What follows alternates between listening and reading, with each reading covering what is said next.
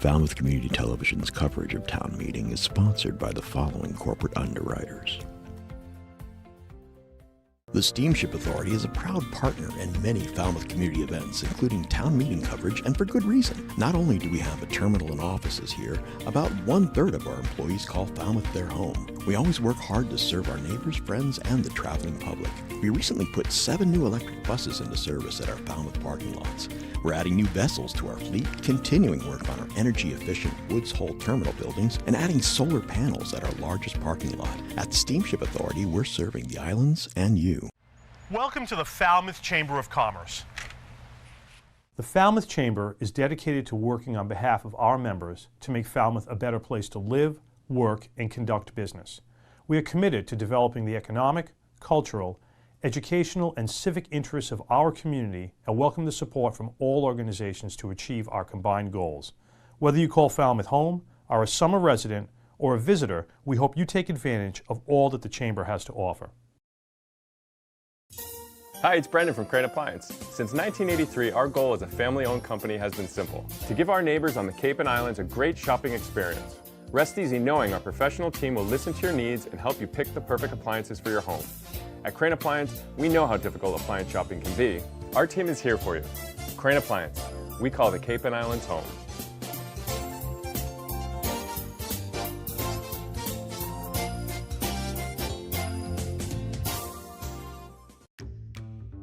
Carlson Printing, 508-548-7303.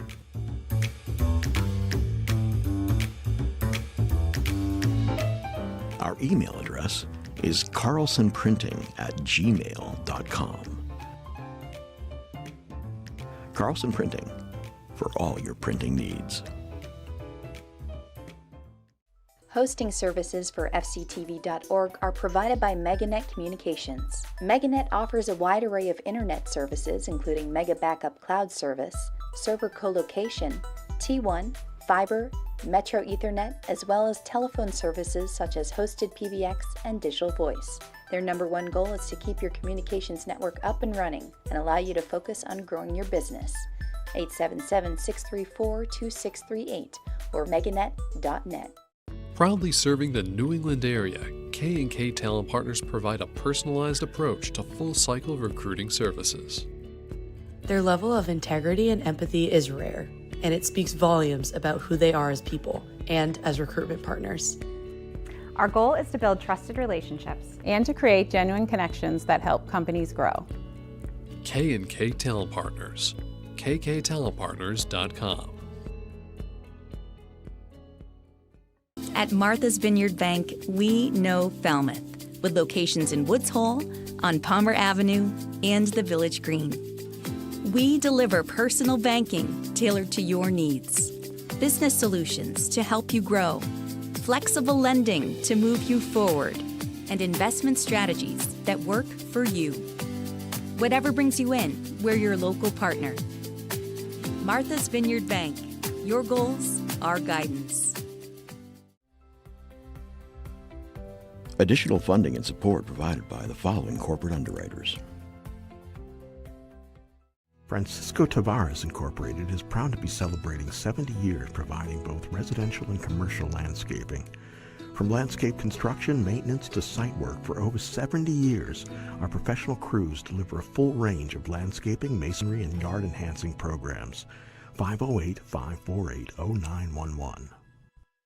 The attorneys at Oppenheim & Nickerson LLC have provided legal services in Falmouth for over 36 years. We advocate for our clients and work to provide quality representation in the areas of business and corporate law, real estate law, estate planning, and estate administration. 508-548-8255. Hamilton Tree and Landscape has been proudly serving Falmouth and the Upper Cape since 1978. Our newest location on Route 151 is now open for all landscaping and tree concerns.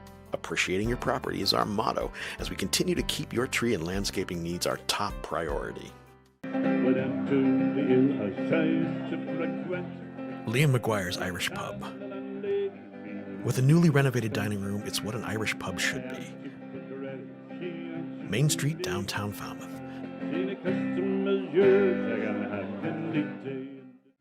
Eastman's has been Falmouth's hardware store since 1913. Enjoy our kitchen department with a wide selection of kitchen accessories and gourmet foods. Find your home repair needs at our hardware store. Our friendly staff is available to assist with your hardware and kitchen needs. 508-548-0407. Carpet Barn Carpet One is a local family-owned business offering all your premier carpeting and flooring needs. They also feature tile and vinyl floors, custom area rugs, window treatments, and kitchen and bathroom cabinetry. Proudly serving Falmouth and other Cape communities for over 50 years. The Falmouth EDIC's mission is to support a vibrant business community. The EDIC is excited to be advancing a new 50-unit rental housing project adjacent to the Falmouth station on Depot Avenue for our community's workforce. Cape and Coast Bank is committed to building relationships, reinvesting in our community, and supporting the people and businesses that make Falmouth thrive. Cape and Coast Bank, powering local. FCTV is also supported by the following businesses and organizations. John's Liquor Store, 729 Main Street, Falmouth, 508-548-2287.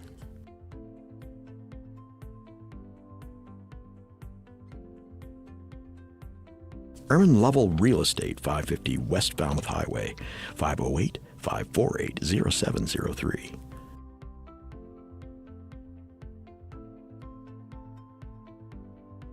Dalby Excavation Incorporated, 508-548-9788.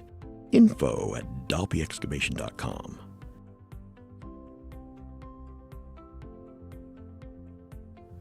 Mike and Linda Bullard, Dogs and Hogs, 781 Main Street, Falmouth, Mass. 508-548-FOOD, dogsandhogs.com. The Annie Hart Cool Team, Sotheby's International Realty, 508-868-0664.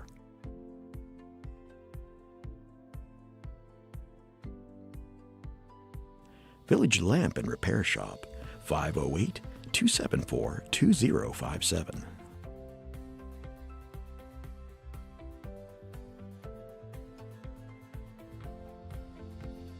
Friends of Nobska Light, the keepers of your lighthouse, committed to its preservation, education, and access. friendsofnobska.org. The Fox team provides complimentary property marketing analyses. 508-548-2101.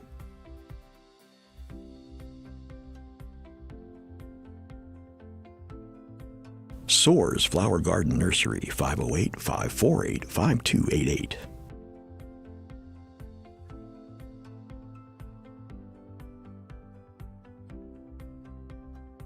M. Duffney Builders, 508-540-3625.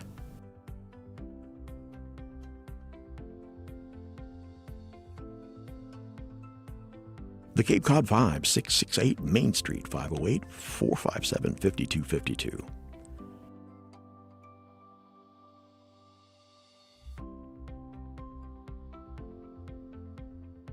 Mahoney's Garden Center, 508-548-4842.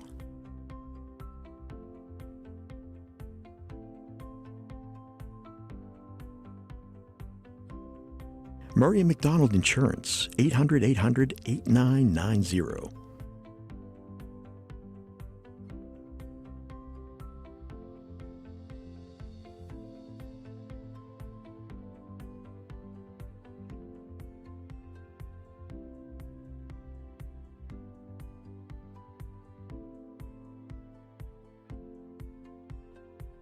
Hanush Jewelers, 352 Main Street, downtown Falmouth, 508-548-9107.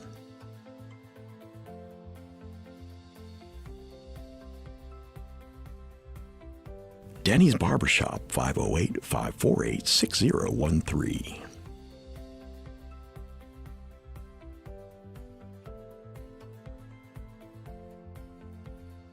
Wacoit Congregational Church, 15 Parsons Lane, Wacoit, 508-548-5269. Neighborhood Falmouth is looking for volunteers. You can make a difference in the life of an older Falmouth resident. Check us out at neighborhoodfalmouth.org. The Middle East Forum of Falmouth, a summer lecture and discussion series to foster a better understanding of the Middle East. Visit us at www.meff.world.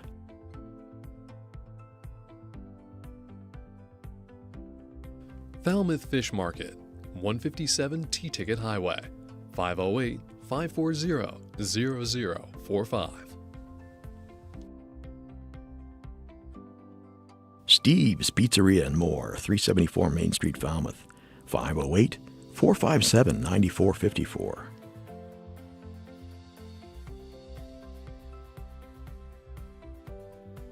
Additional support provided by Stop and Shop and Shaw's Supermarket.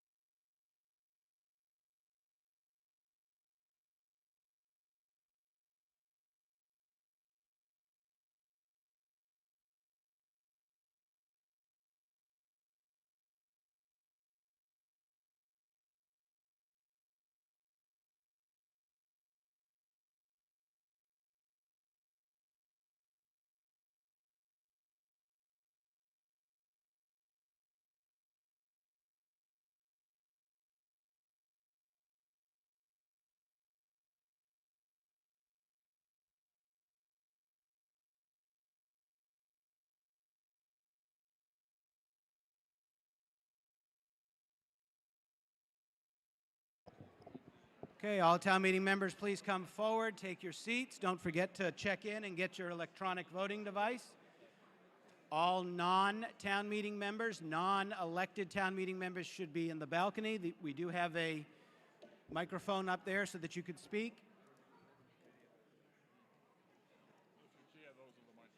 Actually, yeah, I didn't get the last names, but I got the first names. Caroline and Ethan.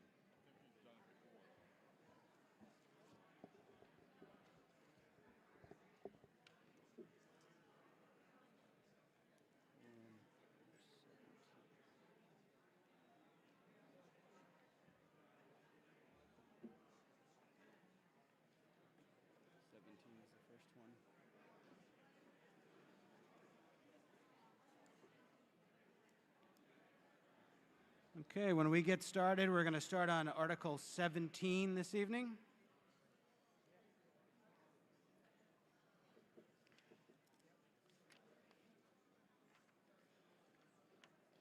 Our microphone carriers tonight are Carolyn Scherer and Ethan Pratt.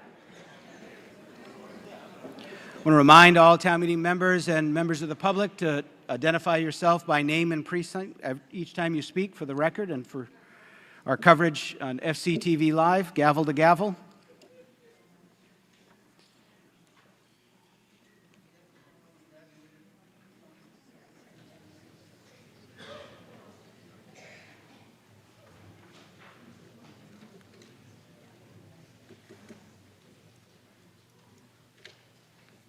Boy, it's really quiet. Can we queue up a 2-minute slide? We'll do it for 2 minutes instead of 1?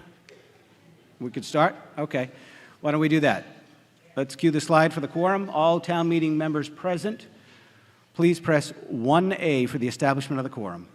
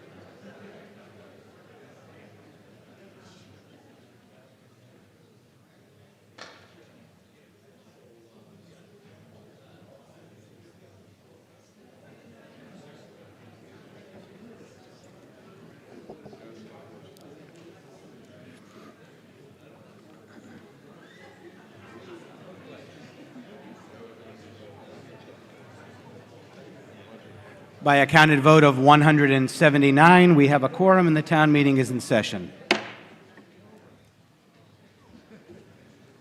All present, please rise for the Pledge of Allegiance.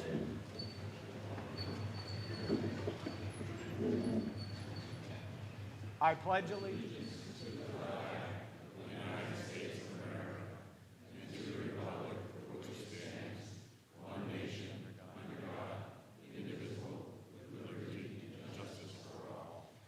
This time I'll recognize Sandra Cuney for the invocation.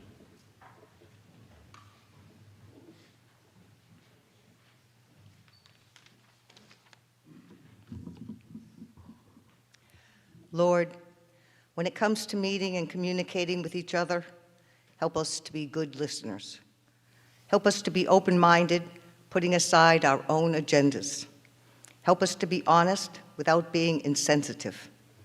Help us to be respectful without being too formal or artificial. Help us to question and to challenge without being harsh. Help us to be aware that it is just one moment, just one meeting. And lastly, help us to remember that you too are always meeting and communicating with us. Amen. Tonight, for the moment of silence, it's always hard to recognize who's passed since our last meeting and the previous meetings, but tonight I just want us to remember Barbara Kananopoulos, who was a mentor to me. Many of you know she used to host my show On the Road with Dave Vieira, so we've been all over Massachusetts together, and she was very active not only at town meeting but throughout our community, and so I'd like to have a moment of silence for Barbara Kananopoulos this evening.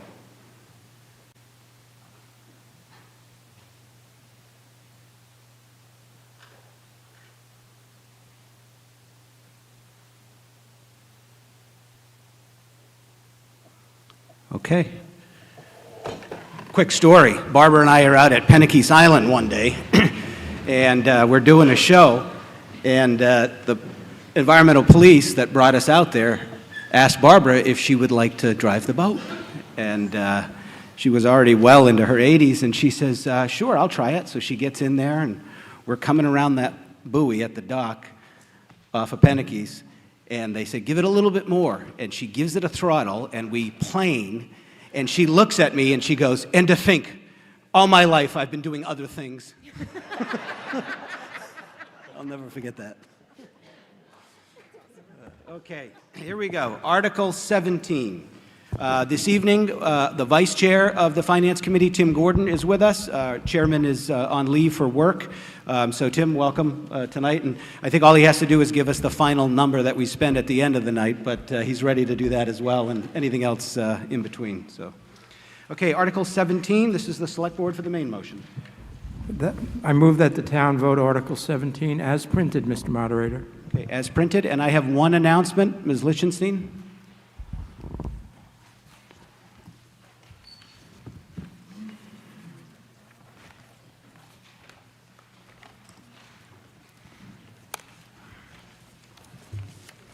Leslie Lichtenstein, Precinct 8. As you all know, I'm the chief bag lady for Falmouth's annual spring town cleanup. And this year it's going to be April 18th through the 26th. And I hope everybody's going to be able to come out. Remember, you do it whenever you want. No special equipment or clothing required. Do it alone, do it with a friend. Get inspired and get a group. If you get a truck to pick them up, I'll get you a dump pass to get in.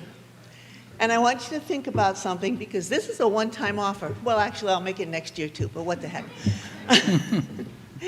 That plastic cup or bottle that you see on the side of the road, if you pick it up, it makes you feel good.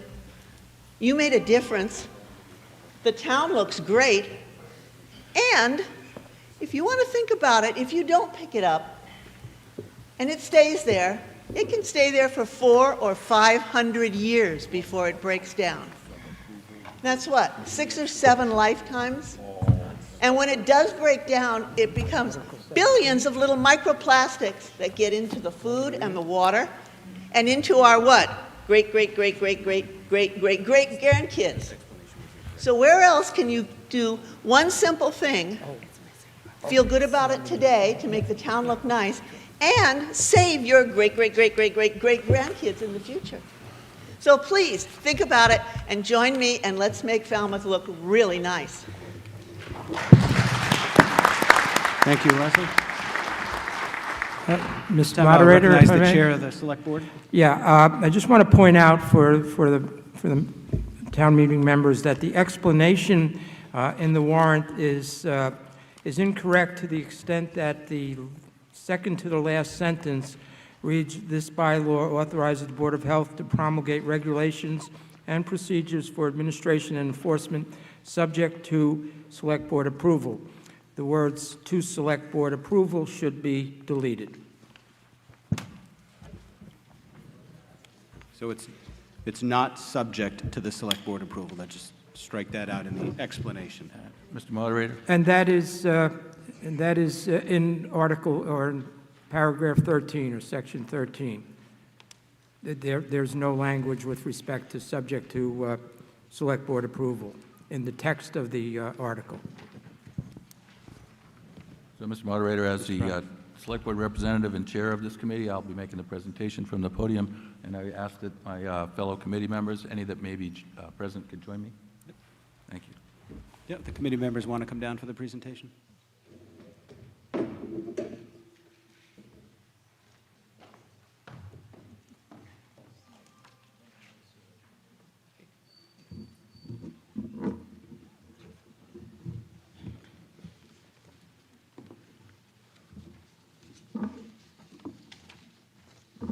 Got batteries in this tonight?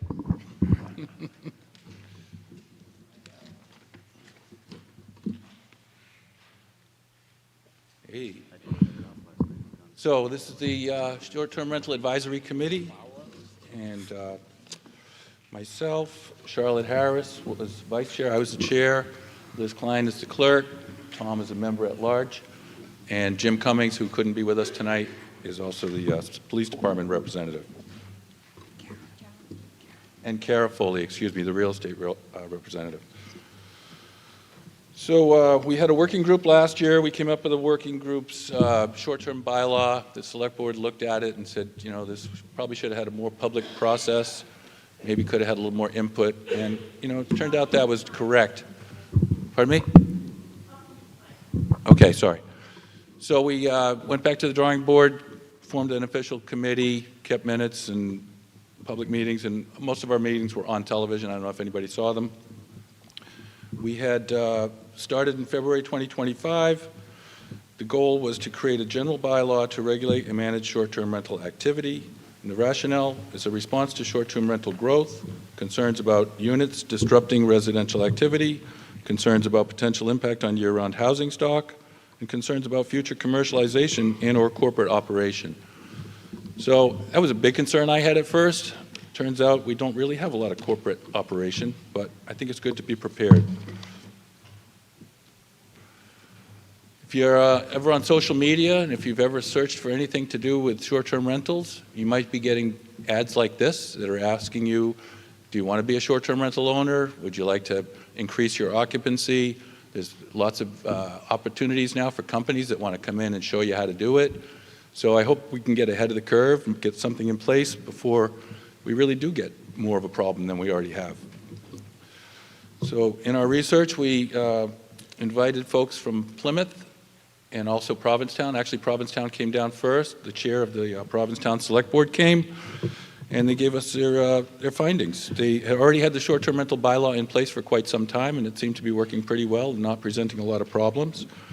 They did a study, conducted a study, and found that there was little connection between short-term rentals restriction and year-round rental units, which they were surprised, and we were surprised to learn that, because we had somehow assumed that if we could put a curb on short-term rentals, we'd get more year-round housing. But they found in their study that what happens is a lot of the short-term rentals are actually used in some point by the owners, and they just do the short-term rentals to get extra income. And so if they weren't able to do the short-term rental, it wouldn't really revert to year-round housing. They'd find some other way to make a buck on the side. We still wanted to protect for the future. The bylaw their bylaw restricts to 2 units per owner. Our original bylaw from last year was tentatively going to be for 1 unit per owner. Liz did a lot of research on this. She could only find, there was a couple of people that had 3 and none that had 4. So we decided to be a little more flexible and go with 3 units per owner. That way we're not impacting any current owners. In Provincetown, they use a third party to monitor and enforce, and they have 98% compliance according to their records.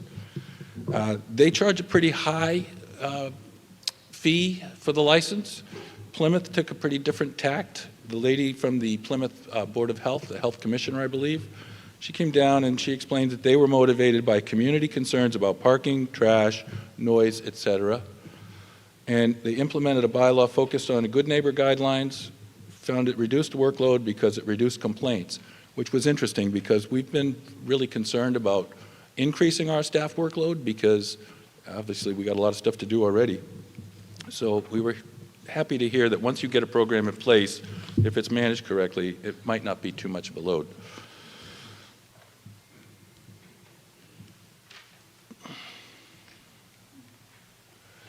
Okay, here's the registration bylaw provisions. Registration of short-term units is required.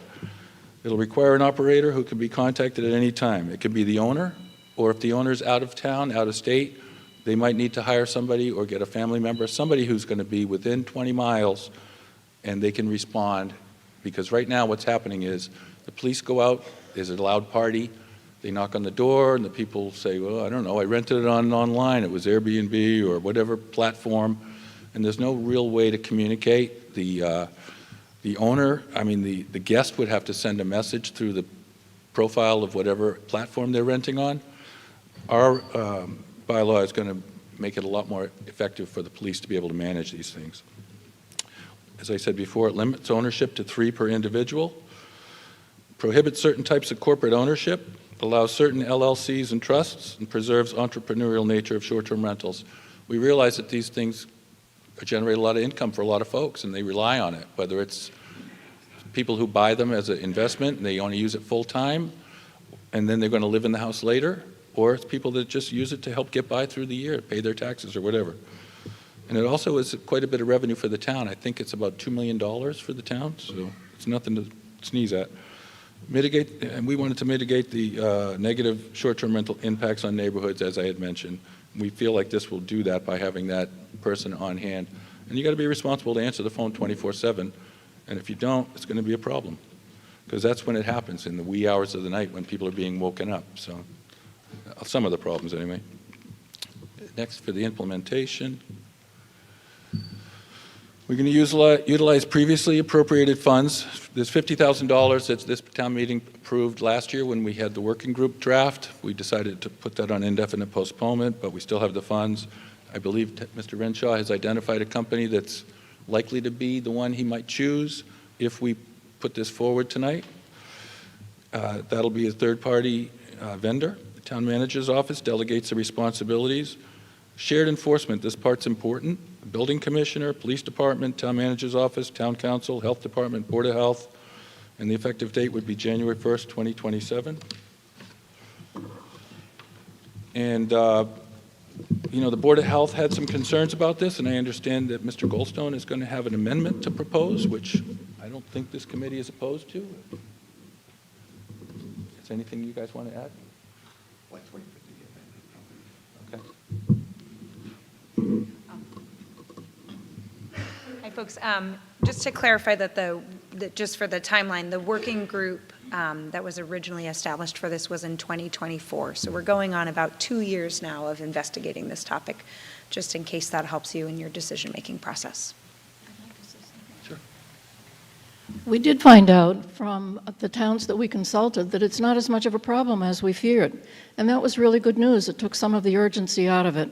What made us continue on is that it is something of a problem, minor where it exists, but it's more a problem that's looming on the horizon.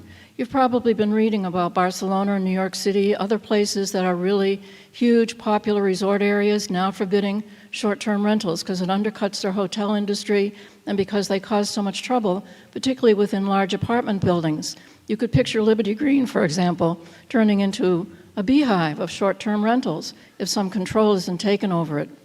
But the other part, just seeing that coming down the line, knowing we really don't want that to happen, to have corporates come in. Now, the private equity companies that have sort of sucked the life out of assisted living, turned up the prices, made them very expensive, they're turning to short-term rentals as a wonderful new real estate opportunity. And we don't really want to have whole neighborhoods turn into sort of unsupervised hotels. So this is more a question of foresight as it is control over what's existing now. The other thing I'd like to say, I want to thank the health commissioner who attended all of the meetings, both that the planning board held and that Doug held for us in order to do this, so that we've been well informed by it, and I understand why the health department had this concern. It is shared enforcement. Only the most egregious appeals will be going to the health board, so we feel that that would be managed. Good. Anything to add? And we'll take any questions, or if we want to hear from Mr. Goldstone with his amendment, that's fine too. Okay. Mr. Goldstone?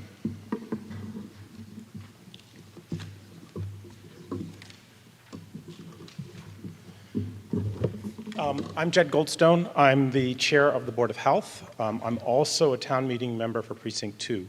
So speaking as the chair of the Board of Health, the Board of Health has discussed this bylaw a number of times since January. We have concluded that while some elements of the bylaw do fall under the jurisdiction of the Board of Health, many have little to do with public health. However, due to the current administrative structure of the town, the bylaw has been put with the Board of Health as the hearing body, which we accept. The health agent has indicated to us that there is a fair amount of administrative work involved in the initial establishment of this bylaw, but that with appropriate support, it is manageable. We have been assured by various town staff members, as listed on the shared enforcement, that this enforcement will be a team effort in the inspectional services, which we appreciate. It's the decision of the working group and of town management to put this administrative effort into the health division, including hearing complaints, and to prioritize implementation of the bylaw over other public health issues.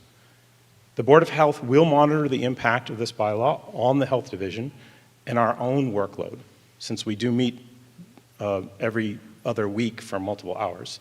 And if necessary, we'll return to town meeting with amendments to this bylaw and an additional bylaw authorized by state law to set up an alternative hearing and enforcement mechanism for this and other similar bylaw violations.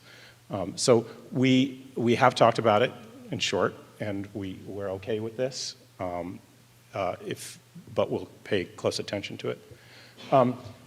Speaking as a town meeting member for Precinct 2 and not as a member of the Board of Health, I'd like to offer the following amendment to Article 17. And that's under 4 G, occupancy limits. And that, was that? Is it up on the? I don't think there's, I submitted it to it got emailed to the town clerk, but I don't think there's a particular, it's just, it's very simple. The wording is that the license is subject to an occupancy limit of 2 times the number of bedrooms. I would like to insert plus 2 persons as determined by the Board of Health or designee, so that it is 2 per bedroom plus 2 persons. The rationale for this is that Chapter 2 of the State Sanitary Code provides for a far denser occupancy limit than is called for in this bylaw. The State Sanitary Code allows 70 square foot per bedroom for the first person, plus another 50 square feet per person for multiple occupancy. So it's much higher occupancy limits. It's actually quite reasonable vacation limit to have 2 per bedroom plus 2, which potentially limits the housing pressure on the short-term vacation rentals without violating state law or impacting septic systems. We know that we have had a lot of short-term rentals over the last decade at least, and we have not seen an increase in septic failures. So the current short-term pressure is not leading to septic issues. Intermediate-term septic issues. We don't know what's going to happen in 20 years, but so. And I can answer any questions, or I can. Okay, so the amendment is in 4G, occupancy limits, to add plus 2 persons. So discussion on the amendment. I would say that I did share Mr. Goldstone's email with the members of the committee. Of course, we didn't hear any feedback, but they're here now. If they had any, we would hear it. So I guess we're okay with it. This Tom Crane, apologize for my voice. We picked the number of 2, and when we first heard this proposal from Select Board member Goldstone, we did consider it, and at that time we were guided by the advice of the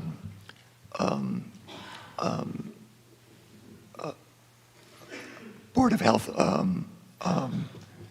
manager that it was more manageable to keep with 2, and so based on his advice, that's what we kept with. Okay, I saw a hand somewhere in the center. Yep.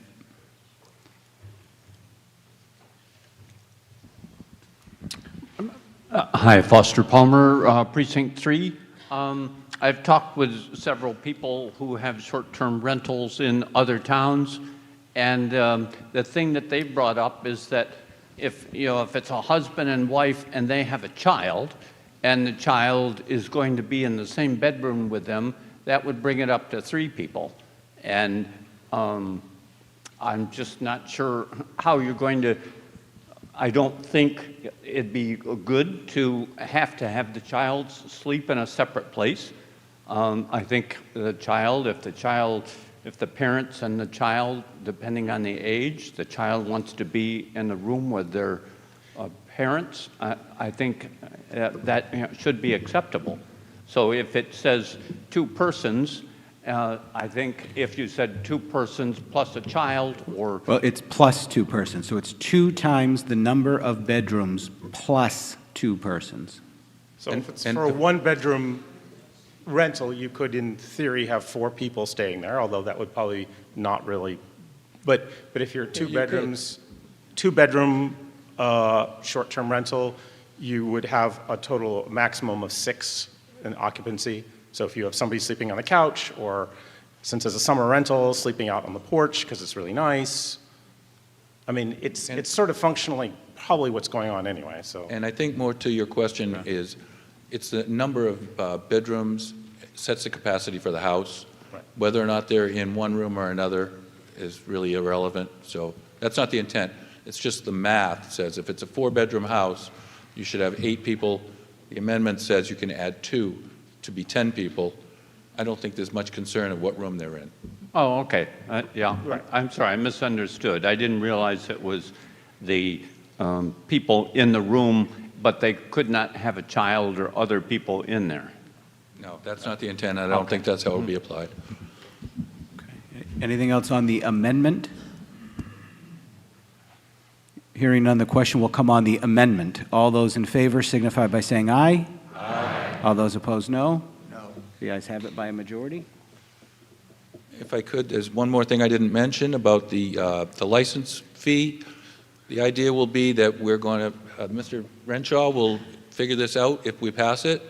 He'll decide how many people he needs, if he's going to have to add somebody for staff, which is likely. And whatever the cost of implementing the program is and managing it on a yearly basis will be the basis for the fee for the license. So we don't know yet. Somewhere between what they do in Provincetown and what they do in Plymouth. Plymouth, I think it's only $50. They really just consider it a registration fee, and they do what they call a self-attestation for the certification. There's no real inspection or anything. So they have a real streamlined version of it. Provincetown's a little more in-depth and a little more expensive. So we'll be somewhere in the middle, but we don't know the fee yet. So in case you're wondering, we don't know yet, but try to keep it as reasonable as possible, just whatever it takes to manage the program. Okay. Mr. Goldstone, are you going to make another amendment? No? Okay. No? Okay. Mr. Netto? Mr. Netto?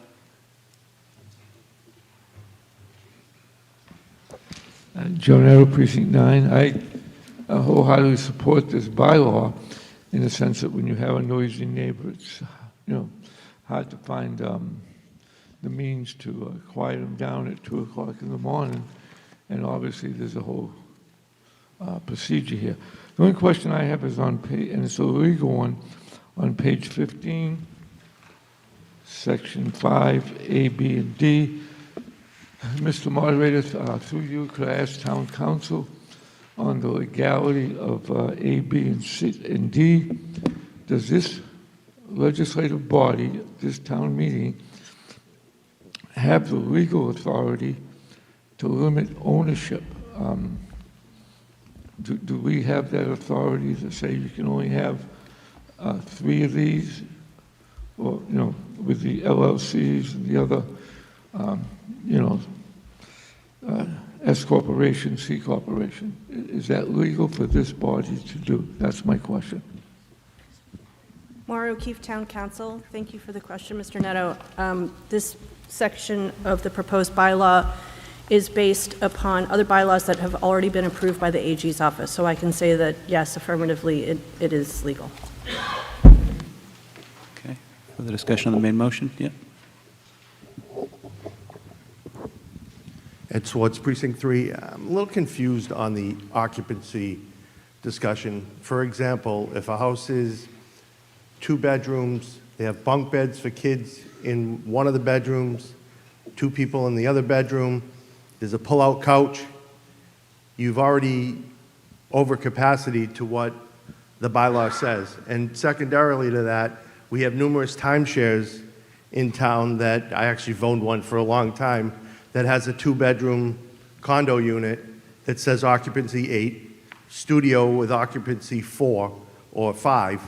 How does that get addressed within this? And by adding that +2, you eliminate people from who have come and rented short-term for years that are in houses that have bunk beds for kids, and they utilize the living room as additional sleeping space. Well, this doesn't apply to timeshares, for one. Okay. It's a residential bylaw. And you gotta have some limit somewhere, and the idea is that if we don't put a number on it, we're not really creating a bylaw that's going to be effective. And if you don't cause the trouble and get the police called to your house, then who's going to know? But it's just once you have it into place, if there is a problem, there's a method to enforce and fix the problem. Okay. Further to the right there. Yep. To my right. Yep. I just have a question. Diane Huban, Precinct 9. How are you going to ensure that people who are short-term renters register?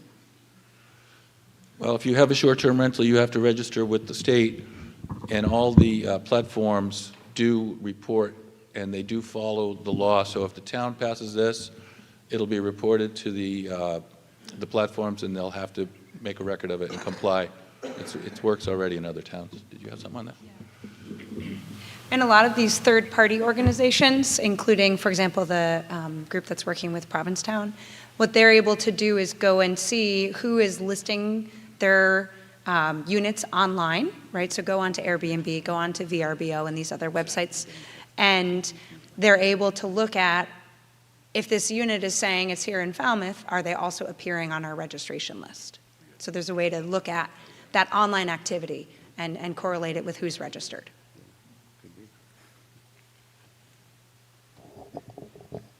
For the folks for SCTV, I'm getting a message that the feed going out to the community is not active on Comcast, so I don't know who can fix that, but I figured I'd mention it. In the far back right, and then Mr. Young. Dave Walsh, Precinct 5. In my neighborhood and around my neighborhood, I see a lot of increase in parking, and I see that you have a parking plan that's going to be required. Can you talk a little bit more about that? It says one per bedroom, one parking space per bedroom. Is that on the property itself in the driveway, or is that meant to take to the streets? Because I see a lot of increased street parking now, and that just changes sort of the character of a neighborhood. Yeah, that would be on-property parking, not street parking. That's why the requirement. All right, thank you. Okay, Mr. Young. And Dr. Schneider.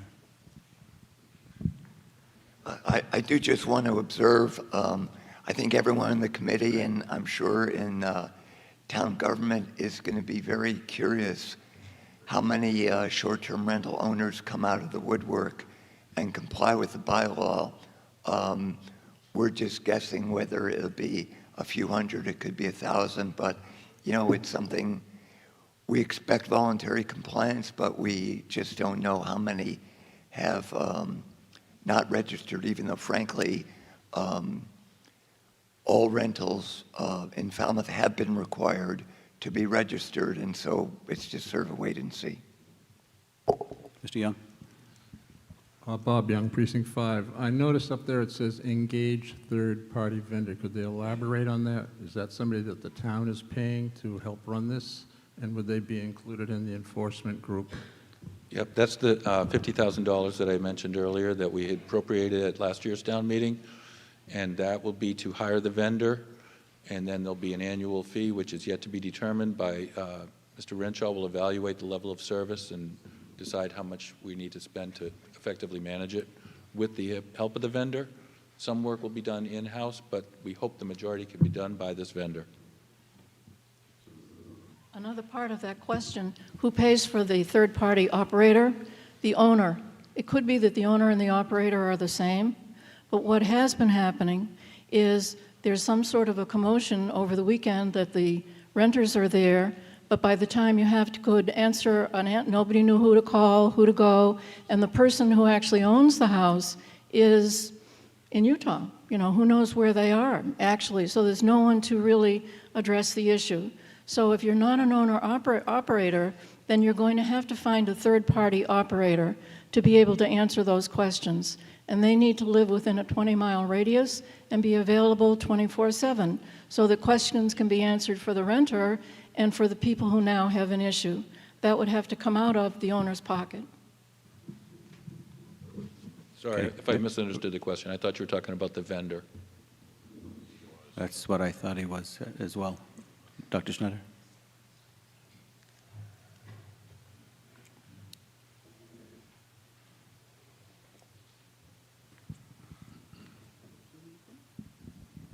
Barbara Schneider, Precinct 4.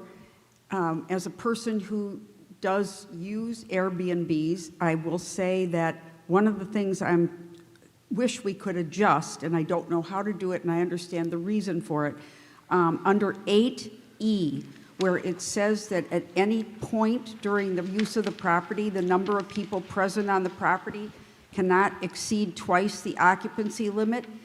I just want to point out, so often the Cape is a gathering spot for families, extended families.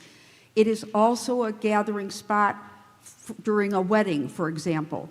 And I feel badly that we would say that you're renting an Airbnb and you can't have a family over for one evening to have a meal together.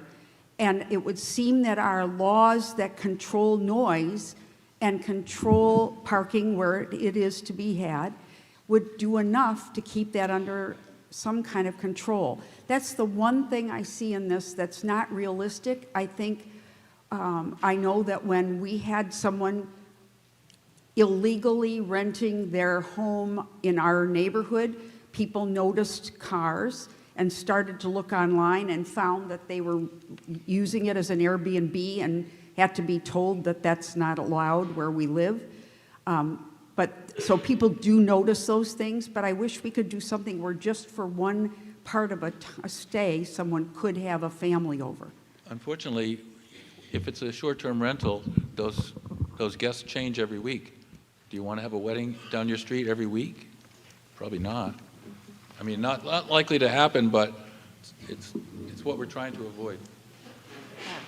And I think what we were looking for was some balance. And I don't view it as something where, an individual is going to show up and count the number of people at a home, right? And so setting this as an expectation, twice the number, it does allow for some flexibility, but it was also trying to address some neighbor concerns from some of the folks who came and spoke to our group. And actually, there's another part in the bylaw that specifically says short-term rentals won't be used for events like weddings and so forth. Yeah, just them coming over Right. on the weekend of a wedding. Okay, all the way in the back, and then Mr. Dugan. Hi, Jared Schwartz, Precinct 3. For violations, Section 10, I was wondering what is the strategy to hold people accountable? Is it warnings? Is it 3 strikes? Or what's the explanation there? Well, that has to be determined by the town manager and the council's office and town staff in general. If this is adopted, they're going to convene and talk about it and decide the best strategy to move forward.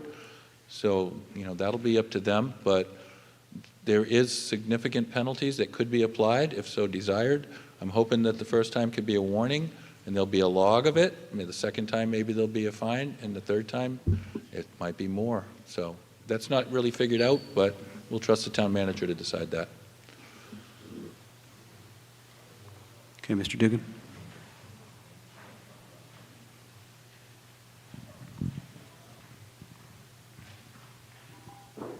Thanks. Robert Dugan, Precinct 2. Just a question. You mentioned that some LLCs and trusts would be allowed. Nowadays, it's more common when people buy property to automatically put it into a trust or an LLC. What exact LLCs would be allowed? What trusts would be allowed? You want to try that? So basically, the rule of thumb is any LLC or trust where the underlying owners are individuals would be allowed, but we certainly don't want, just like a owner can innocuously form an LLC, entrepreneurial corporations for investment only can set up LLCs, and those would not be permitted. So if underlying individual owners, fine. So a lot of rental properties to date, even year-round rentals, even with the owners that live there, they form LLCs because of a liability issue with issues with tenants. Would those be allowed? As long as the individuals are identified as real people and not a corporate entity, yes. And then just a couple questions from my experience on the zoning board. Under the nuisance sections, you're mentioning glare and light. How are we defining that as a nuisance? Do we have a definition of it?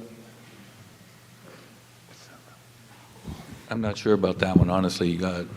Layer and light? Glare. So it says in here, glare and light could be a nuisance issue. Do we have a definition somewhere so that it's defined, so if a complaint comes in? No, we don't. The planning board has talked about it, because some of us have experienced glare and wondered what we could do about it, but no, we don't. But like every bylaw that we've got, they're all complaint-driven. You know, we don't have a staff large enough to run around and see what's going on, so they're complaint-driven. It would depend on the instance. What kind of glare, to whom was it reported, what was their reaction to it? So it's complaint-driven. So you may just in the future, if that becomes an issue, come up with a definition, because I know on zoning, when we had those issues, if there wasn't a definition, we had a lot of hard time to support them. The other question was, you had mentioned Liberty Green, just for an example. Would comprehensive permits be limited by this, where HAC in the past has said that market rate units, we couldn't limit them to not having short-term rentals? I don't know if town council would... I don't think we've done any specific research on individual properties, just a general bylaw for the whole town.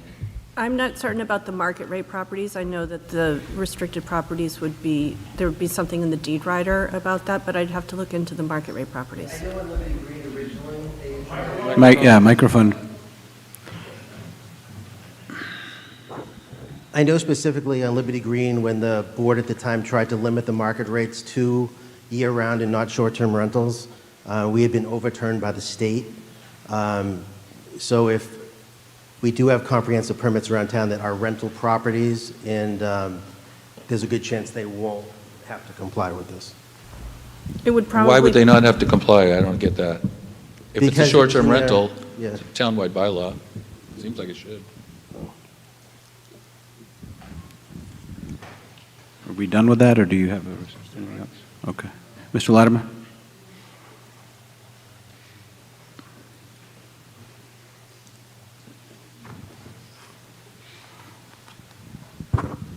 Thank you, Mr. Moderator. Richard Latimer, Precinct 1. I don't have a comment, I just have a question. Perhaps I should know this, but I don't.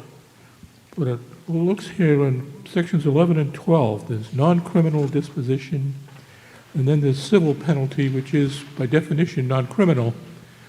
We've got two different statutes. One of them has a maximum fine of $300 daily. The other one is $5,000 daily. And I just would like some clarification from council as to when each one would kick in, what the criteria are, and perhaps are they based under different kinds of violations. Ms. O'Keefe? So the violations under Section 11, the non-criminal disposition, those are an alternative to the criminal prosecution of a bylaw that's allowed by statute. It's a common way that most towns, including Falmouth, deal with violations of a bylaw simply by issuing a fine, and then appeals would go to the district court. For short-term rentals specifically, there is an alternative fine, which is outlined in Section 12. Under General Law 64G, Section 14V, which is a taxation law, which is where the short-term rentals are found in the state statutes, the legislature has allowed explicitly for a separate and distinct offense of $5,000 pursuant to that particular statute. So that statute would have to be tied to any violation of the registration of the short-term rental bylaw. It's included here simply as an alternative, another tool in the toolbox. Well, my question is, what are the criteria for which one is applied, and are they specific or are they discretionary with the enforcement authority? So enforcement is discretionary at all times. However, the violations that we're talking about in Section 11 would be specific violations of the provisions of this bylaw. And what about the other section? Violates the statute that you just mentioned. Okay. And just for clarification, what are the kinds of things that would be an example of what would be the lesser penalty and what would be the greater penalty? So things that would fall under Section 11 for the non-criminal disposition are things like noise violations, or overcrowding, or parking violations, or not putting your trash where it belongs, or any kind of repeated violation that's contained in anything in the bylaw. Those are subject to non-criminal fines. The $5,000 fine would be some sort of violation of that particular statute. Thank you. You're welcome. Okay, any further discussion on the main motion as amended? In the back? Yep. Mr. Cap, I think it is, right?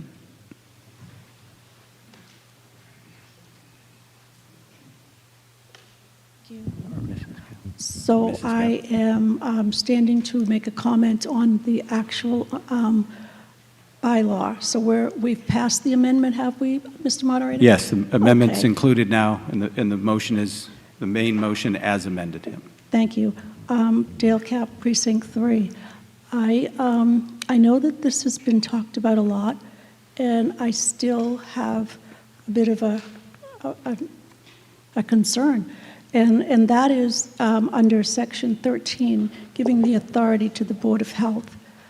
The Massachusetts law and also the Association of Boards of Health all say that boards of health are supposed to be focused on health things, disease and vaccinations and things that we need in the town to protect the people, or even, from disease. That disease could have been caused by, a physical building being out of repair in terms of where you put your trash and vermin coming, around because of the way you put your trash out, or, the vaccines that we need.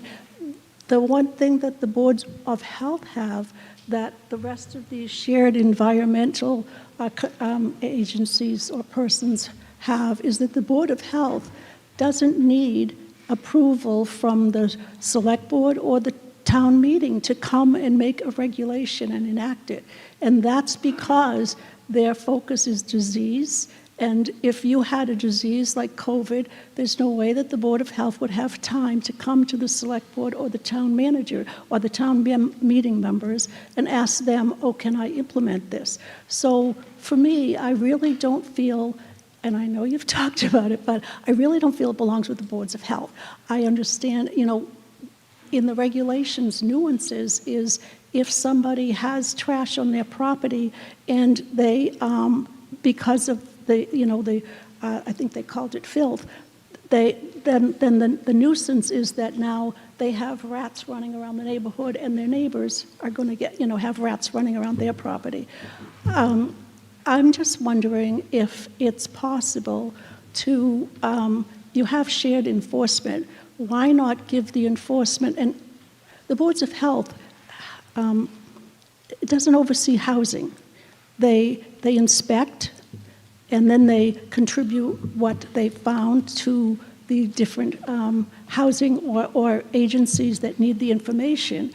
But I just feel like maybe we could give the primary responsibility and authority under this bylaw to another concern in the town. So what I would like to do, either now or wait until I get a response and maybe not have to, but I do want to make an amendment, Mr. Moderator. So should I just wait and have a little discussion on this first?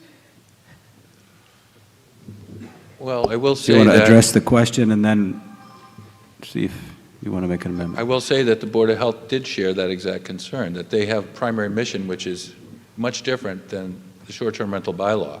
And initially, they were actually opposed to being included with it. They declined to attend the meetings because they tried to make it clear to us that it wasn't really their role and they didn't really want to do it. The town manager and the town council recognized that rentals are the purview of the Board of Health and the health agent specifically.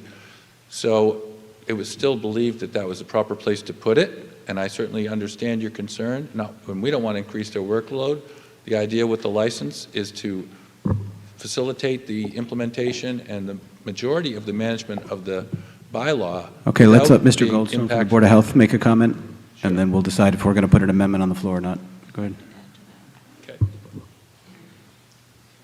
So as Selectman Brown has described, the Board of Health has been very concerned about that exact question. In the Commonwealth, the regulation and registration of short-term rentals is not necessarily perfectly evenly split, but is commonly split between boards of health and building commissioners. One challenge that with that putting it with the building commissioner in town at the moment is that the Board of Health has been explained to me, is the Board of Health has experience with hearings, while the building commissioner does not have the training and experience to deal with hearings. So in my previous statements, I alluded to an alternative mechanism, and that would be Chapter 40U, which would set up a municipal hearing officer, but that would be the town meeting would need to accept that particular part of state law as a separate bylaw. So that's why I think initially the Board of Health would accept this with the provisions that I outlined earlier, that we would evaluate the impact on the health division and the impact on the functioning of the Board of Health, and if it is affecting the amount of work that we have to do, we would come back and amend this bylaw at a separate town meeting and come up with some other functioning. I think, as the short-term working group alluded to, the majority we anticipate the majority of short-term rentals not being an issue. The problem that we have observed is that housing concerns in long-term rentals can take up a disproportionate amount of time. Typically, the proceedings will drag out for weeks and months and sometimes half a year before something is resolved, because housing is can be a very complicated issue. I think with the Okay, provisions, I think that answers her question. Do you want to make an amendment now, or do you want to give it a try and then they'll come back and amend it in the future? Could I ask Mr. Goldstone a question? Sure. Thank you.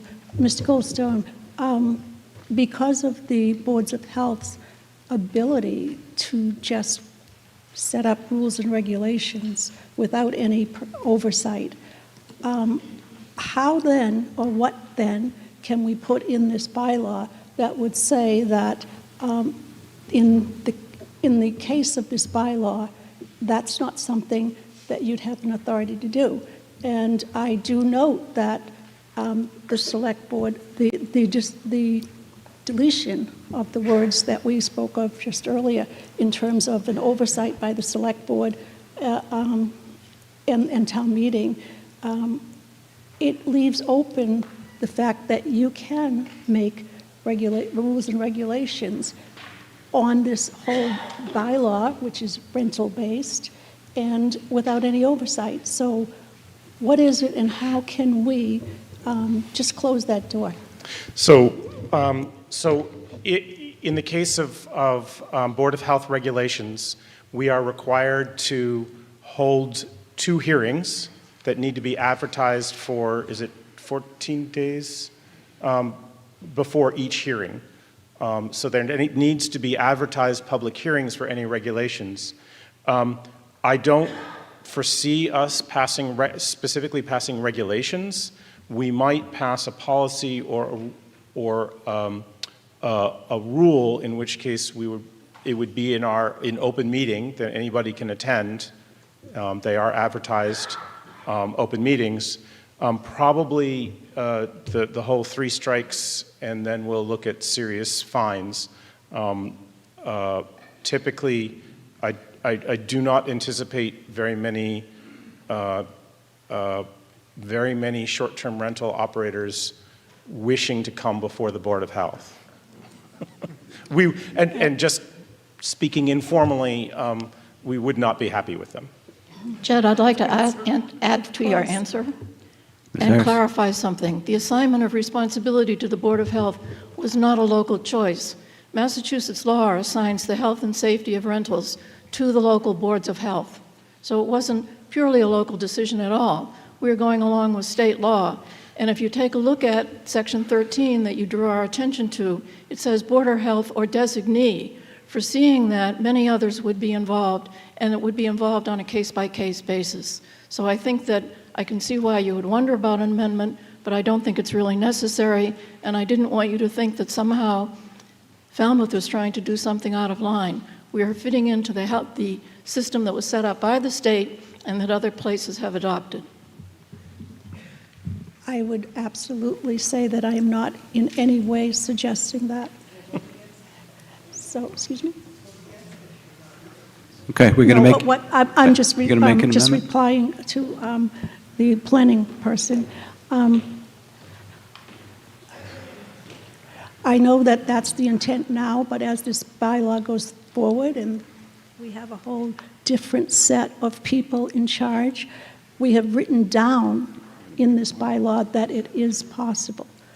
So I'll just let it go, and because I don't have rentals, but I just feel like that wasn't the purview of the Board of Health, and that there's nothing there that would stop new rules and regulations. Thank you. Okay. Mr. Hargraves?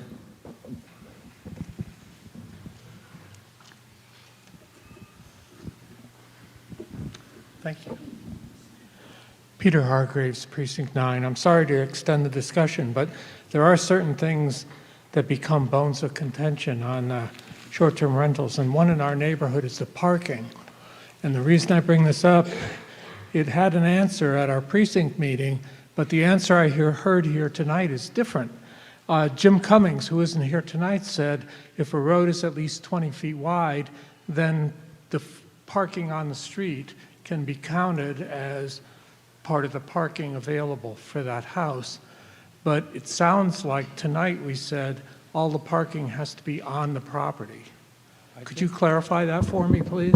I think that was the same precinct meeting I was at, and I believe what he was explaining was that roadway layouts typically prohibit parking on the street. I don't know if we both heard the same thing, but I think he was saying that street parking is not explicitly allowed. Okay, so it's not allowed on the street. And the last niggle on this, because you know it happens all the time, when the house is big, I think there are 10 occupants permitted for the house in question. There might be 5 or 6 cars. Do all the cars have to be in a driveway, or if they fit on a yard, does that count as on the property parking? I'm not the expert on parking, but I would have to say that if they're parked in the property, I guess it's okay. I mean, as long as they're not blocking the street and causing problems for the neighbors. Yeah, well, it's good to understand the details, because I don't want neighbors to bother the police with something that won't be enforced. The building commissioner may have another answer. Okay. Thank you. Okay. Anything new? Yeah. Yeah, on the right side here. Yeah. Can you just stand so the young man on your left can see you? Yeah. Thank you. Hi, Steve Modis, Precinct 7. I'd like to call the question.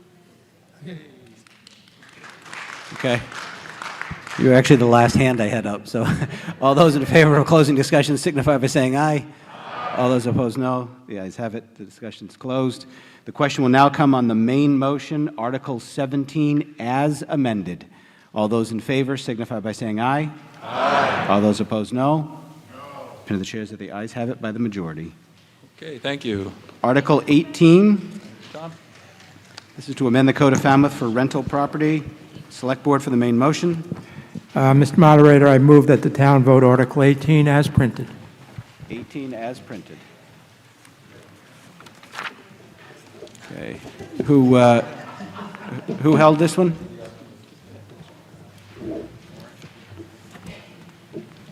Yep. Ms. O'Keefe?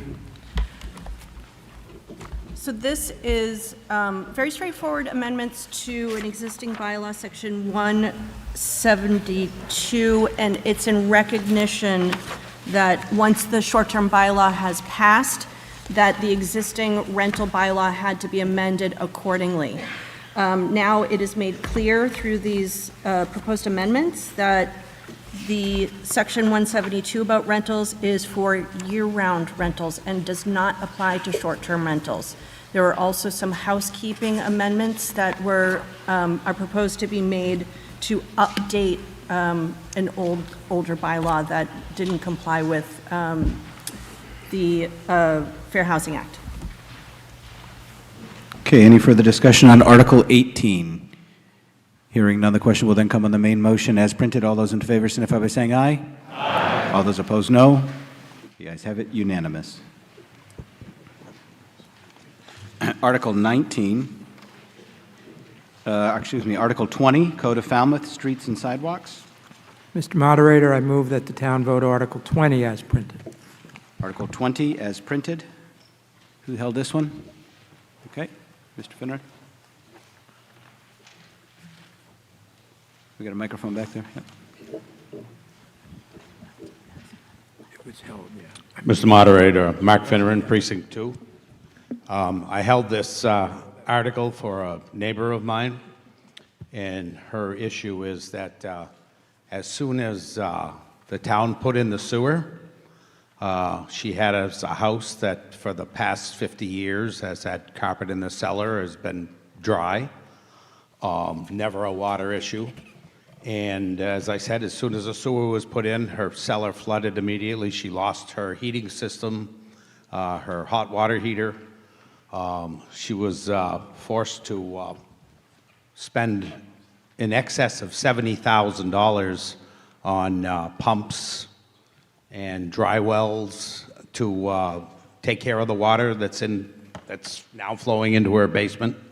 So I spoke to the Department of Public Works, and they were familiar with the reality is that this has been happening in many spots all over town.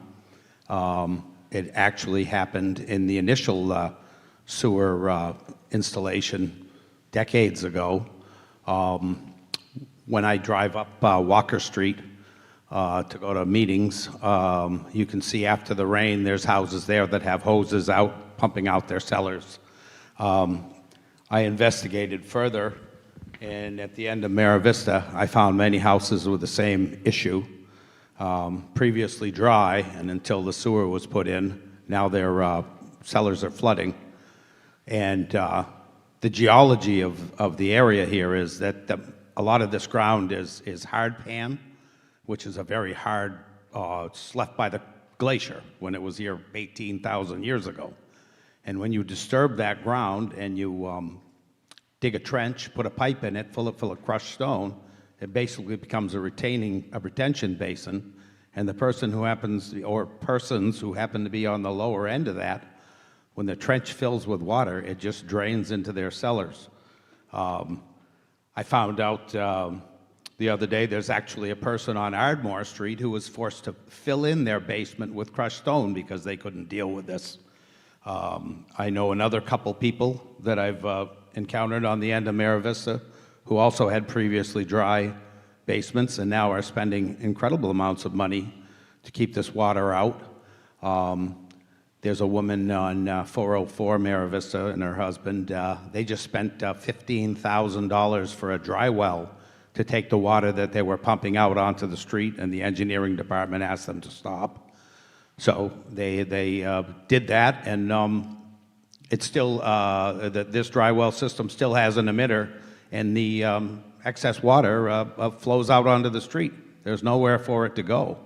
And this issue was basically caused by the installation of the sewer, and to fine these people $300 per episode is quite unfair. I spoke to Mr. McConerty again, as I've spoken to him, and Mr. Grady, and I also had Steve Catterat drilling some wells at this woman's house. And I mean, it's an issue that needs to be dealt with somehow, but it's just not fair to put this $300 fine on people per incident when they've tried their best and there's nothing they can do. The water has to go somewhere. And my neighbor is in the upstairs, and she has numerous documentation and would like to speak on this as well. Okay, we'll go up to the balcony. Good evening.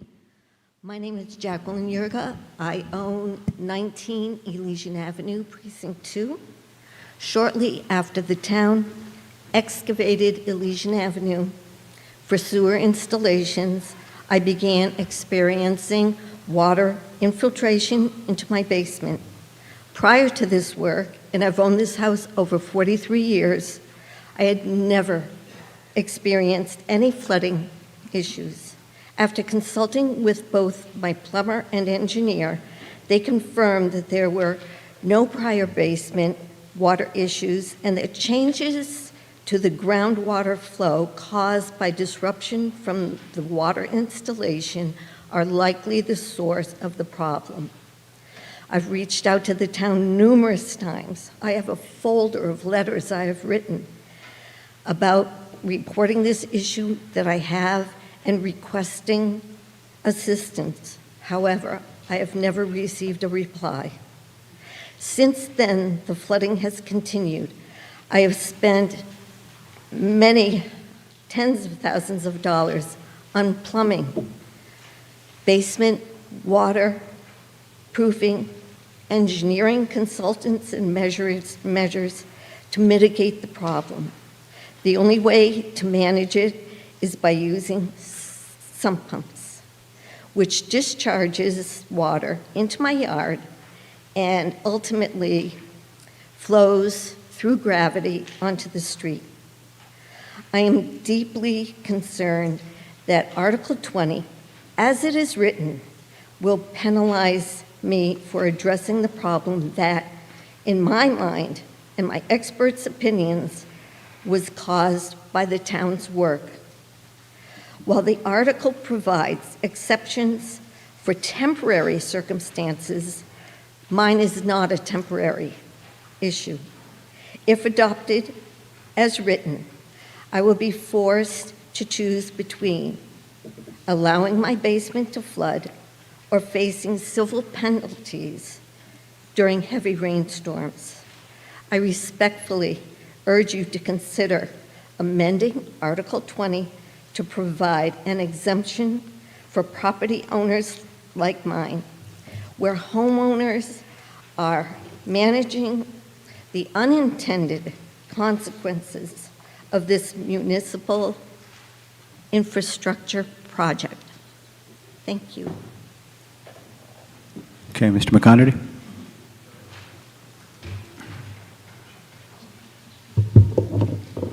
Peter McConerty, Director of Public Works. Originally, I had a format, a short presentation for this article, but after hearing the past couple of conversations, I think I'm going to have to switch it up and go into a little more depth.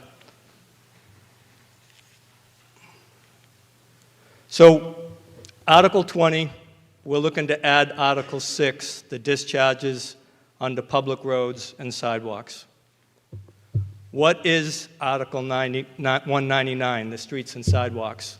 So right now it consists of Article 1 is street names.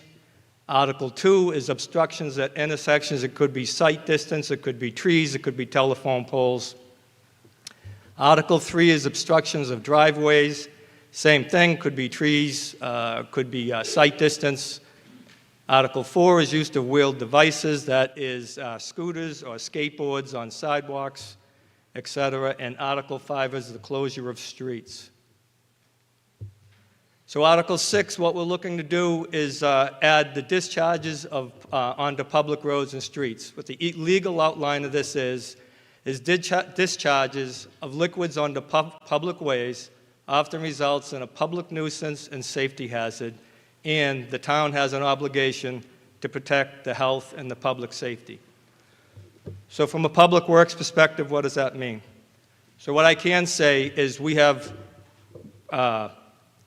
two scenarios where water runs down a roadway, flows into a roadway, it can ice over, and vehicles can slide off the roadway. It can stay water, and vehicles slide with the hydroplaning.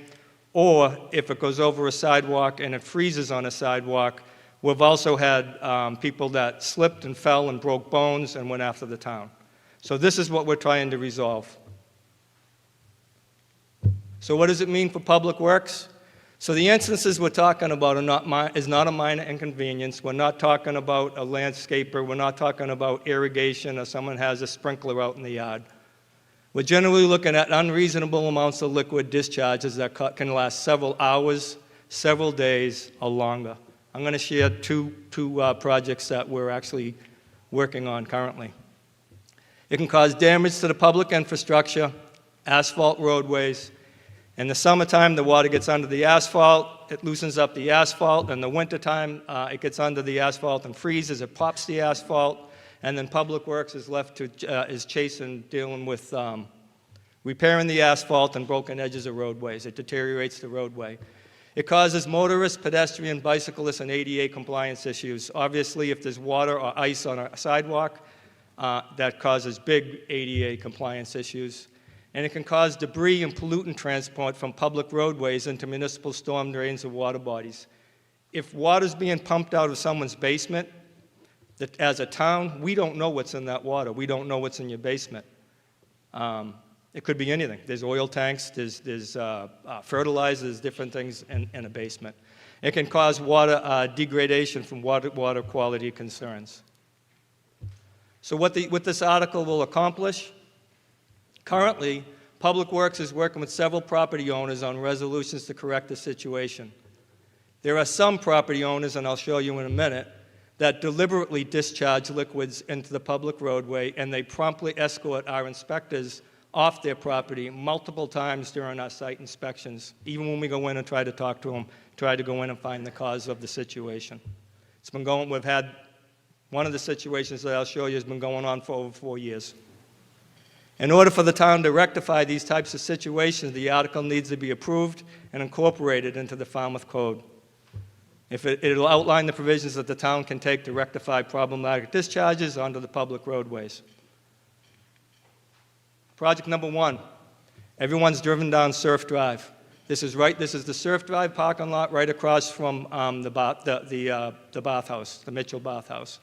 As you can see, the water in the roadway, this is the summertime. It covers up half the roadway. On the edge of the road, this is before the sidewalk was put in. On the edge of the road, that water is about 6 inches deep. It runs down Thomas Lane, it runs from Shore Street, and it also runs down Walker Street. It runs down Surf Drive. This goes on for weeks at a time. This water will sit there for weeks at a time. It is tidal-based. Some of this water is the town's. It's in a town roadway. Most of this water is coming off of private properties.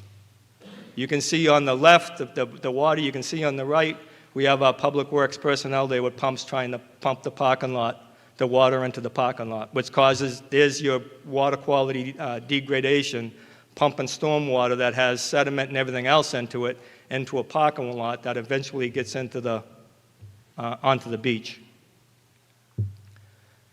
This is not meant for you to be able to read, obviously, but what's required to do this? Well, luckily for Public Works, the Eversource project was going on in the Surf Drive parking lot when they were pulling the cables from Martha's Vineyard. We were able to piggyback along with them, and they were able to help us out with some of this work. For instance, they were able to help us out with the Falmouth Conservation Commission and getting permits to be able to go and do this work within their jurisdiction. As you can see, that's on the left-hand side. As you can see on the right-hand side, the plan that had to be created for design to be able to alleviate this water. We had to open up the whole Surf Drive parking lot, was just paved this past weekend, and put over 100 Caltech drainage chambers under the roadway, under the parking lot, fill it back out, and to rectify this water situation. At this time, all you people in this room are paying for this. It's not the town, it's not Public Works, it's all the residents of Falmouth that are paying for this. This is, during construction, this is what we're looking at. As you can see, on the top left, the Caltech chambers that went under the parking lot. Look at the size of the work on that. That takes up the whole parking lot. On the right top, you can see the size of the parking lot. It almost looks like a football field. It isn't, but it's wide and it's long. And in the lower left, same thing, was after we started the backfill. And in the lower right, as we started the backfill and put our work in. This is after Eversource was in there for a year and a half doing their work. We had our work cut out for us. This project alone caught up our staff engineer in our office for a year and a half, just trying to do the permitting, finding out what's going on, how to fix this, and come up with a design to fix this. This is not a simple solution, it's a large solution. It doesn't need to be this way. If it was just town water, if this was just town water, it would be a lot less, and we could have done it in the roadway. Second project is actually, we just had a couple of speakers speak about this, is Elysian Avenue. So on Elysian Avenue in Minot, what you're looking at is on the left, you're looking at Elysian Avenue, the water running down the roadway. In the middle, you're looking at the water that goes into Minot Road, Grand Ave. And on the right, you're looking as you start going down Grand Ave, Minot Road. That in the wintertime freezes up. For 4 years, actually more than 4 years, the fire department would have personnel take the shoreline into work. We would get calls, sometimes daily, but mostly on a weekly basis, saying that we have a water main break on a roadway down there. And this continuously happened over and over again. We actually have properties in town where this happens, that there's signs on people's property that says this is not a water main break. The situations that we're dealing with this now, we're not looking at a percentage of town, portions of town. Right now with Public Works and the Department of Public Works, we have under a dozen that we're working on. We've been able to fix some of them. What we try to do is we try to work with the homeowners. We go to the homeowners and we try to find out what's going on, how is it happening, and what we can do to help. So this particular project on Elysian Ave, one of the homeowner had mentioned that she sent many letters and she never got a response. Well, this right here is Public Works went out and they did a full 14-page report that was actually sent to the homeowner on the top left. In the middle, it was mentioned about the wastewater, all right? So we've heard it many times about the wastewater that was put in the Heights and put in down in Minot area. So we looked at that and we said, all right, before we started, we planned and we said, we're going to get out and we're going to look at that. So we opened up the exact trench to where the low-pressure sewer was put in. We excavated down to the pipe elevation, and then we excavated another foot below that. It was dry.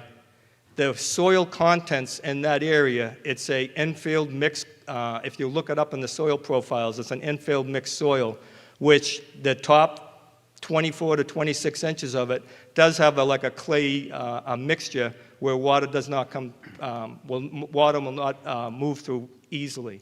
But below that is granular sand. Mr. McConerty, Yes. we're just going to need to know how much additional time to take a procedural vote. Mr. Automated, 2 more minutes, please. Okay, 2 more minutes. All those in favor signify by saying aye. Aye. All those opposed, no. Pin and shares of the ayes have it, unanimous.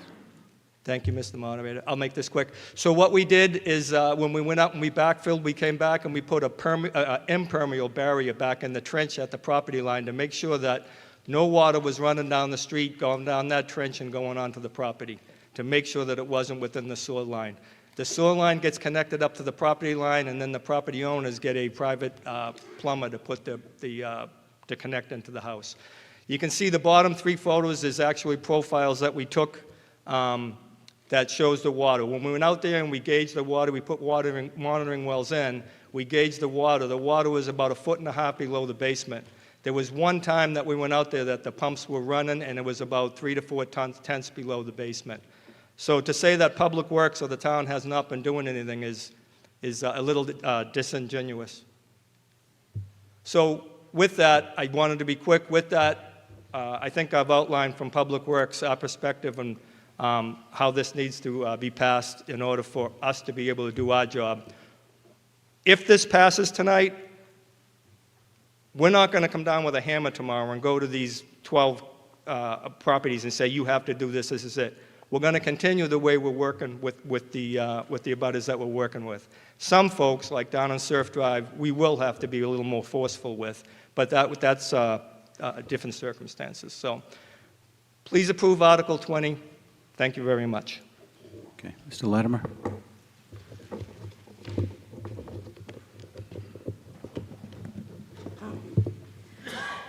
With all due respect. Well, Mr. Latimer's got the floor. Oh, I'm sorry. Yep. Thank you. Richard Latimer, Precinct 1. Listening to these people who are experiencing this flooding in their basements, they should be aware that pumping it onto the street at common law is a public nuisance, could expose them to significant liability if someone, for example, slips on the ice in front of their house on the sidewalk. They should be sure that they have coverage that will cover that eventuality. That said, I think it is incumbent upon the town, certainly in any case where it is shown that the hookup to the sewer is what is causing the buildup of water in the basement. In that situation, it is incumbent on the town for the town to pay for whatever it takes to prevent that water from coming in. I don't know what that would be now, but I think before we pass this bylaw, what we should do is we should make some kind of provision that in the event that people's cellars are flooding because of the work that the town has done, that it's incumbent upon the town to do whatever it takes, to finance whatever it takes for these people to prevent that water from coming in, and therefore it won't have to be pumped out. So I would suggest that we take a look at this bylaw again, not pass it tonight, look at it again and ask that the Board of Health, or excuse me, the Waterways, the DPW come back with suggestions of things that they can do to help people whose basements are being flooded before we enact this bylaw that can significantly impose penalties on them in addition to the liability that they're already incurring. Thank you. Okay, in the balcony. Thank you. With all due respect, I have never received a report. And the last time I visited the DPW and asked for the report of the wells that were put on my property, where I was promised I would be getting reports on what those wells were telling them, I was told the person that was doing it no longer worked for them. That's the answer I got. I would greatly appreciate the town coming and working with me on my problem. Okay, Mr. Finneran.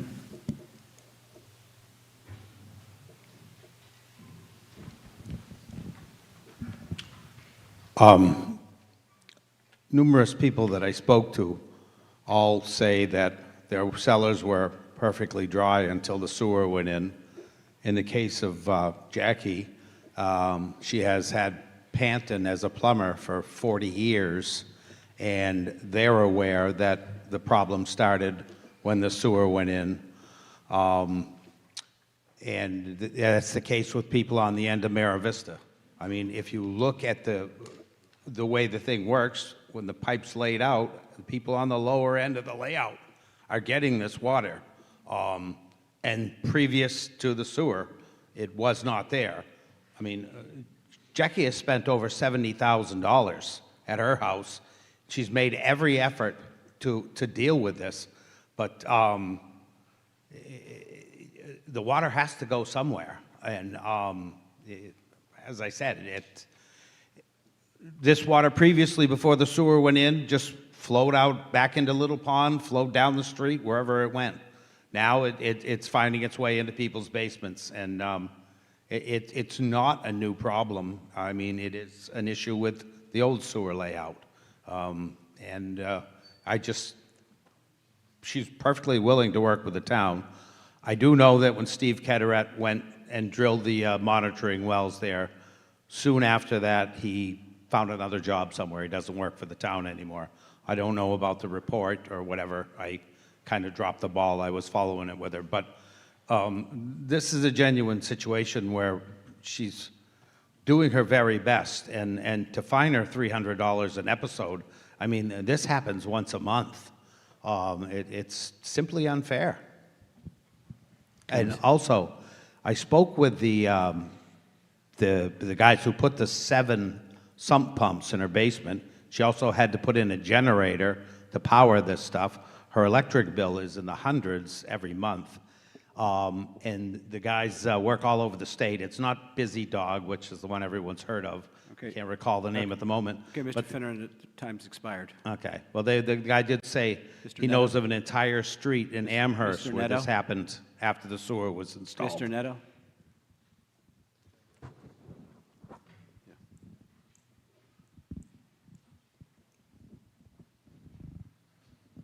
Joe Nettle, Precinct 9.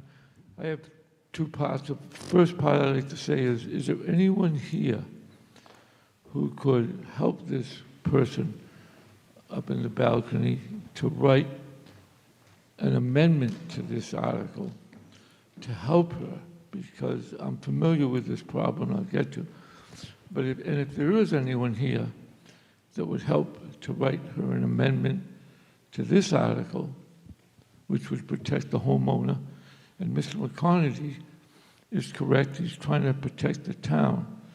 And if we could have someone volunteer to meet with her and do that now, I would like to table the article so that she doesn't have to wait to another town meeting, and that maybe we could do this. That's the first part. So if there's anybody here that wants to do that. I thought she was going to give us an amendment when she was talking. It kind of had that. But anyhow, the second part that I'd like to talk to you about is, this is a problem that I'm very familiar with because I was affected after the sewer on this home that I own on Alma Road. This is a problem that Mr. McConerty inherited from the previous Director of Public Works. And before the sewer was done, we had a water problem on Alma Road. I met with the previous director who did absolutely nothing. And on the selectmen's agenda one night, I noticed that the selectmen were going to vote to accept the sewer work. And I went there and I spoke about the problems that we had with flooding on Alma Road. And nothing was done. I spoke, and the Board of Selectmen let the contractor off the hook. And as soon as Mr. McCartney took over, our problem was solved. He and Jim Grady came down, and they did everything they could. And they fixed the problem on Alma Road that was caused by the installation of the sewer. Fine. But this is a legitimate problem, and I became aware of her problem, and I was told, oh, you should see the problems we have from this. But Mr. McConerty is here tonight with an article that would protect the liability of the town of Falmouth, and he's doing his job, and I want to support him for that. But I also hear of an individual that I hope that we could help somehow. I can't call you, you're going to go to the moderator, not me. I think we might have a volunteer, Mr. Vieira. Well, if he wants to, then just go do it. I'm trying to run the meeting. If Okay. anybody wants to go up there and write an amendment, go ahead, and a member needs to make it on the And floor. if that's the case, Mr. Moderator, could I make a motion to table this article until we can come back to it before the meeting ends tonight, and we could resolve this issue here, April, what is it, 8th, whatever today's date is. Did I hear you say not now? That's what I thought I heard. Oh, okay. Then I'm not going to make that motion. All right, but this is a legitimate complaint of the town and of individuals. And there has to be a solution here somehow. Thank you. Okay. Mr. McCafferty? Let's grab the mic, please.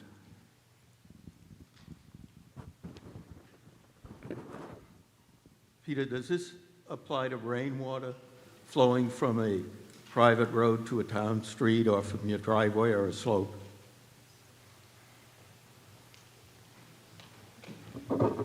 So we do have those problems where water is flowing from private roadways. What we're looking at is from private properties. If water is being pumped out onto a roadway, or landscaping or shrubbery has been installed directly to have water come onto a public way, is what we're looking at.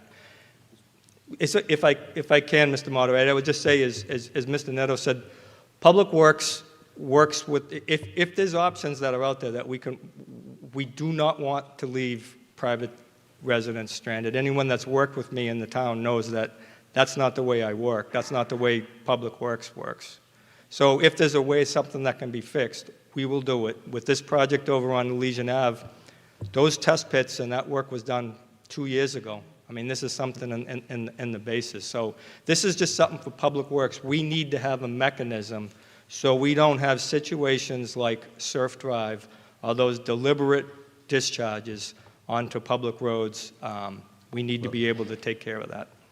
It says permit a discharge, so if I allow rainwater to flow down my driveway onto a road, and I think that should be controlled, but is this indirectly a zero discharge from all property? If it's rainwater, it's rainwater, that's stormwater. We're looking at direct discharges from private properties. Okay. We're looking But at it someone. says it's prohibited to permit, which I permit the rainwater by not stopping it. You know, I mean, I don't object to that as a good non-point pollution control, but I was wondering if this is indirectly achieving that, or to what extent on existing property do we require control of stormwater? We're looking at, for public works, we're looking at water that's being pumped from properties onto public properties, either through the popper valves on a property that's buried through a drainage hose or being pumped out of a basement. That's what we're looking at. It's not for, if you're washing a car, it's not washing a car. It's not an irrigation head. It's not a sprinkler head. It's the nuisance that water that accumulates and lasts for hours and days. Thank you. Okay, Mr. Rafferty? And then, is it Mr. Stone? Okay. You switched seats, I wasn't sure. Stephen Rafferty, Precinct 2. I'm going to try to put a little perspective on the conversation, if I can. A little closer to the mic. Yeah. Oh, I'm going to try to put a little perspective on the conversation, if I can. There is a thing that's called sea level rise that is occurring. A few years back, I was the water superintendent, and I got called out to a home on Seacoast Shores that had water in their basement, and we sampled it. It was salt water. It was not a water leak. I'm not saying that everything that we're hearing tonight about people that are having trouble with water in their homes is due to sea level rise, but I will say that anybody is on the bottom of one of our peninsulas and is experiencing issues with groundwater in their basement, particularly the closer they are to the ocean, is not likely to be the cause of the sewer. And I stand in favor of this article because it has a lot to do with things like a while back I was driving down, I got to Green Pond, and somebody was pumping out their pool onto the road, making a big puddle and running down. And I think this article starts to make people be more responsible about how they get rid of their water and being safe about it. Thank you. Okay, Mr. Stone?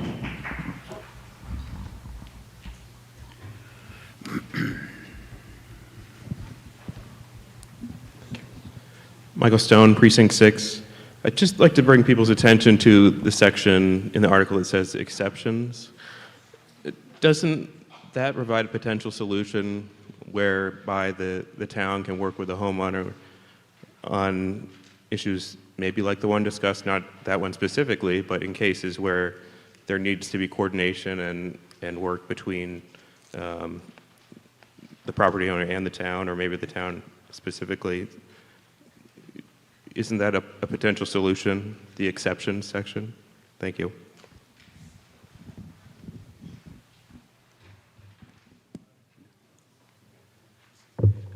That's Peter McConaty, Director of Public Works. That's exactly the situation that we're looking at. If we have one of our drainage problems in town and we go out to investigate, Public Works, all right, so we have surveyors, we have someone that can go out and dig holes and put in a monitoring well, judge gauges, do surveys to check that information.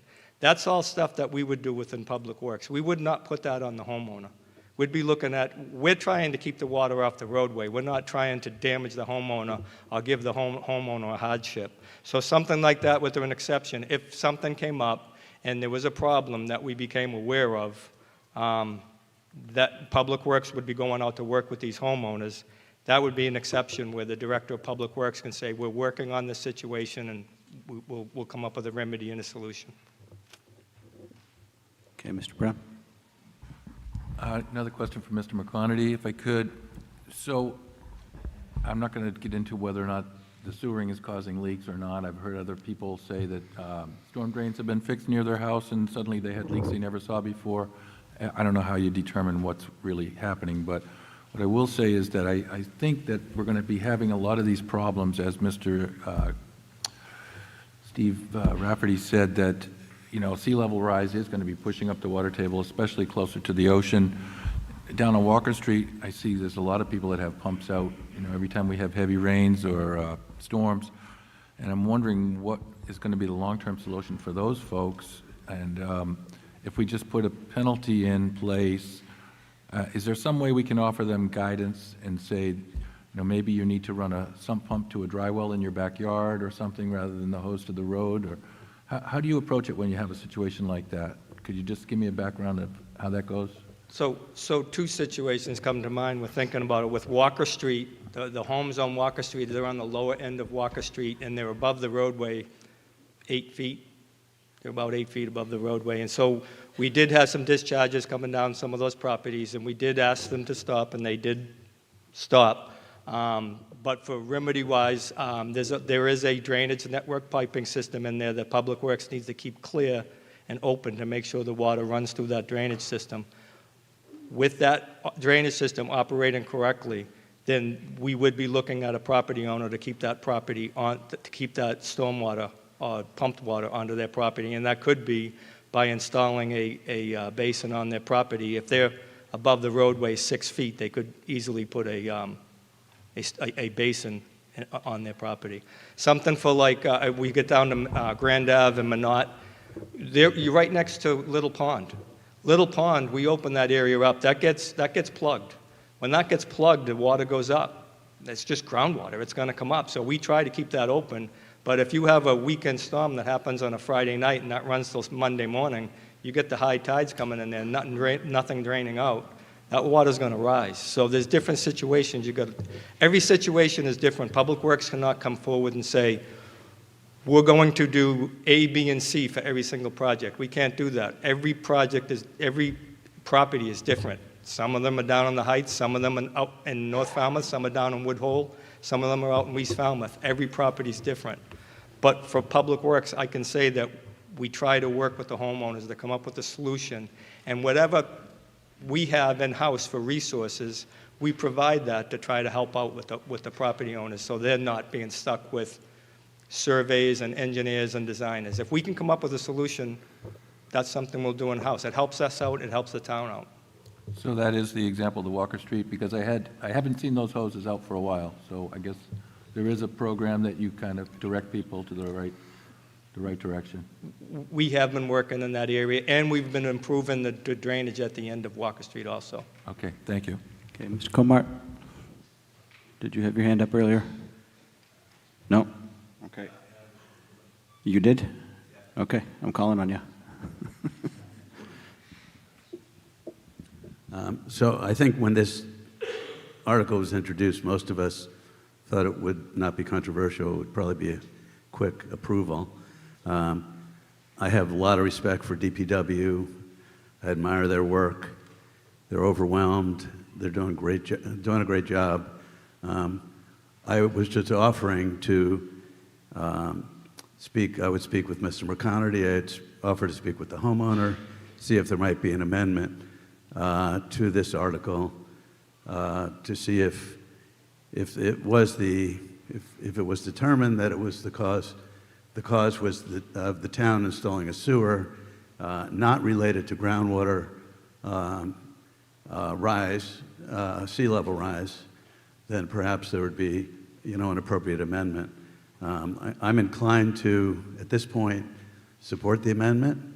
I mean, to support Article 20 without the amendment, and then I would speak with Mr. McConerty to see if, in a future date, maybe there's some amendment that would be appropriate. But at this point, I I would say I support Article 20, and I'd like to call a question. Okay, I don't allow the question to be called after comments. That's one Okay. of my rules. Mr. Beatty? Hopefully someone else will. But I think folks know that we're almost ready to vote since we started at 8 o'clock on this. John Beatty, Precinct 3. First, I just want to echo the comments by Mr. Finneran. We've also received complaints about this article from my constituents in Precinct 3, particularly along Mara Vista Ave. I would say Mr. Neto and some others have been right on point with this. The problem I see right now is that homeowners feel like they're being punished. Some don't know where the water's coming from. Some of it's a new thing. Some of it might be sea level rise, but it doesn't matter. They are citizens here that live in town, and they've got a problem. And it's not one-offs. These are clusters of people that are having issues. We owe it to these citizens to help them mitigate the situation. These are taxpayers, and they don't want this problem, and they're just trying to fix it.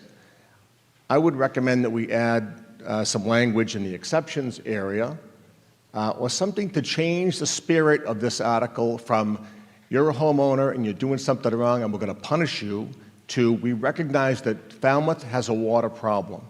And in these particular areas, DPW is going to work with you to help you mitigate that and protect your property, protect your investment, but also protect the citizens.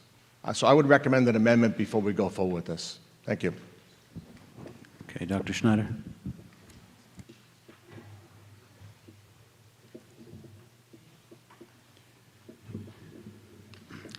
Barbara Schneider, Precinct 4, Chair of the Beach Committee.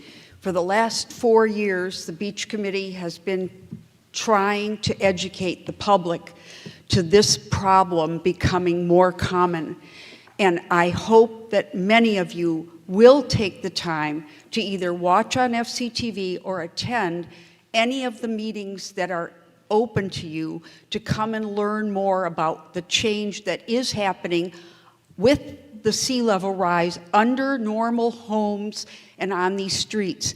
For those of us that have to deal with Surf Drive area, this is constant. And when we sit here and we say as taxpayers we owe it to everybody to make where they live sustainable, I want you to think about that long and hard, because what we are facing just along Surf Drive alone, if you really believe that, you saw that graph yesterday about the different years and where we're going to be money-wise. You don't even have a clue of what we'd be looking at if we start saying it is on us to let every home in Falmouth be sustainable at our expense. This is going to change. We are going to be using the word retreat at some point, and we are going to have to face that there are going to be problems that homeowners have to decide, can they stay there or not? I'm sorry to say that. We've been trying to preach it from the Beach Committee end. It is real. Please come and attend some of these meetings and hear why. Josh has given some wonderful presentations to help people understand this isn't about sewers going in necessarily. This is very much that we have a shift happening underneath where we live. Thank you. Mr. Latimer.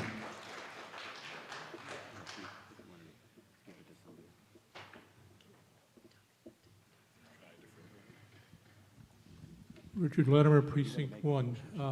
I agree with Dr. Schneider about the problem of sea level rise and all of the development that we have allowed to occur close to the coastal areas of Falmouth. What she is talking about, retreat, I would suggest to you, would require a massive expenditure because it would amount to takings for which we would have to pay fair compensation to the property owners. Short of that, dealing with the instant problem, I would say whether it is solely sea level rise or whether it is a combination of sea level rise on top of the issues that have been raised by the sewering, I think it is incumbent upon the town to bear some financial responsibility for the people who have been affected. Because it is a public safety issue, no matter whether it is caused by sea level rise or whatever, it is not the homeowner's fault. They are not deliberately flooding their basements just so that they can pump it out on the street. So I would suggest an amendment to this article. I haven't had time to sit and write it, but I would simply say that to address the immediate issue of the people who are sewer connected, in any case where the flooding of a homeowner's basement can be shown to be caused or significantly contributed to by their sewer hookup, the town should work with them, the DPW should work with them to correct the problem and share the cost of doing so, at least to the extent of the amount of money that they have paid for the sewer hookup. Words to that effect. I think it's something that really would require, to get it right, a postponement of this article, or turning down of this article and coming back with something that is much better written than I can just come up with on the top of my head. But if we're going to have to go forward tonight, I would move that those words be an amendment. Okay, unless it's in writing, I'm not going to take that lengthy of an amendment. So if you want to write that down. Mr. Goldstone? Jed Goldstone, Precinct 2. I want to observe that Section 199, Section 11, all discharges prohibited during winter months. The way it's written, it prevents any rainfall from happening to run off of your property onto a public way, whether or not it causes a nuisance. We've talked about one aspect of sea level, of climate change, which is sea level rise. Another aspect is the intensity of rainfall. The rainfall pattern has changed, and we get a lot more rain in much shorter bursts. You might all notice that there's a lot more runoff occurring. So I have a problem with that because it's this part of the article, because it's just so absolute. I understand the intent. If it were just Section 10, that would be fine. But Section 11 is too far for me. So I am in favor of postponing this and reworking it, perhaps for November town meeting. Okay, all the way in the back to my right, way in the back, yep. Jason Cullinane, Precinct 6. I call the question. Okay, Mr. Cullinane calls the question. All those in favor of closing discussion signify by saying aye. Aye. All those opposed, no. It's been the chairs that the ayes have it by a 2/3. The question is called. The question will now come on the main motion as printed. All those in favor signify by saying aye. Aye. All those opposed, no. No. Let's cue up a slide.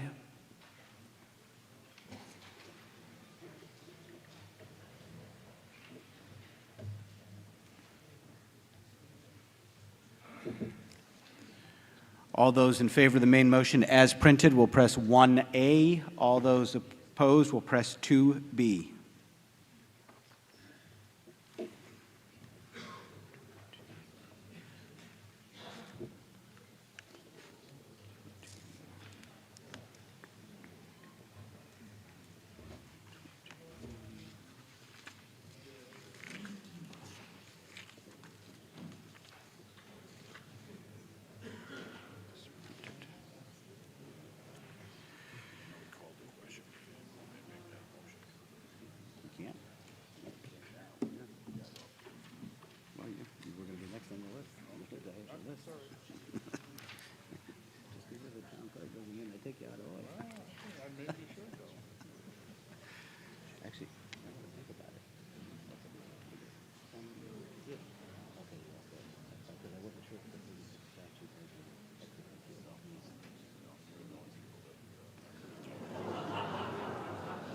That's why I couldn't hear the difference. By 94 in favor and 91 opposed, the article passes. Article 21. Mr. Chairman of the Select Board for the main motion. Mr. Moderator, I move that the town vote Article 21 as printed.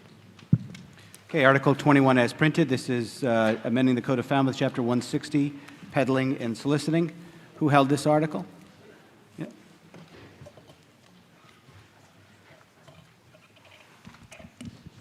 Thank you.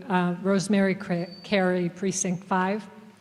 I held this article because it's not clear to me, and maybe not to others as well, why this article is necessary. What problem does it attempt to remedy? Notwithstanding the exclusion for religious or political organizations, I'm concerned about an unintended consequence of the article if adopted. It could put a chilling effect on political or religious organizations that conduct door-to-door visits or canvassing.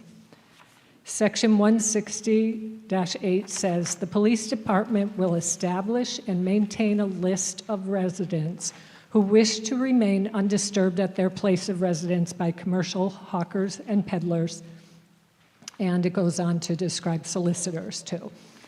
However, there's no explanation of how this list would be generated. Would the Falmouth Police be required to invite every resident in town to join the list and then be responsible for keeping it up to date every year as people come and go? Would residents who opt in receive a copy of that list? How will the public be informed of the license and badge requirements of door-to-door solicitors? How will they know it's genuine? I'm also concerned about the negative social consequences. When a canvasser or religious group representative knocks on a door, it's very possible that misunderstanding or conflict could arise. And then what? Would our already overwhelmed police department be asked to intervene? If so, how? Send a cruiser? And how would the fines and penalties be enforced? Again, with police intervention? One might say this is much ado about nothing. Canvassers can just move on, go to the next house. But how many opportunities for conversation between Falmouth neighbors, between elected officials and voters, or their passionate volunteers, how many opportunities for those conversations would be missed? How many missed conversations is acceptable? And at what point does the policy to rein in solicitors and hawkers become an impingement on our First Amendment rights? And how far are we asking our police department to go to enforce this policy? I believe at this time, especially in this time, any policy that makes it more difficult to express our free speech should be challenged. So I ask my fellow town meeting representatives to vote no on Article 21. Okay, further discussion on Article 21. Yep, back left. And then Mr. Dick. Hi, Dave Chevrier, Precinct 5. I have a two-part question that I think I know the answer to the first part, but just looking for clarity on 160 TAC 15. Just wanted to make sure that with the Mass General Laws, as Scouting America and Girl Scouts exempt for that for their annual popcorn and cookie sales respectfully, and to make sure they're not required to get or have their leaders get a license or the list of properties that they should not go to. And the second part is, if they do want this list, is this going to be publicly available, maybe to help avoid going to houses that we know won't go well? Thank you.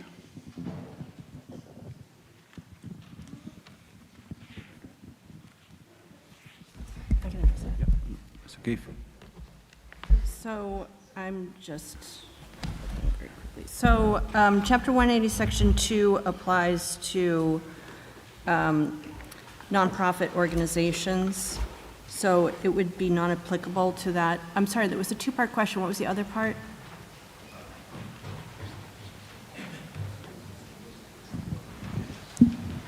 So that answered that the leaders wouldn't need to get a permit or license for the sale. So is the second question is, will this list of do not,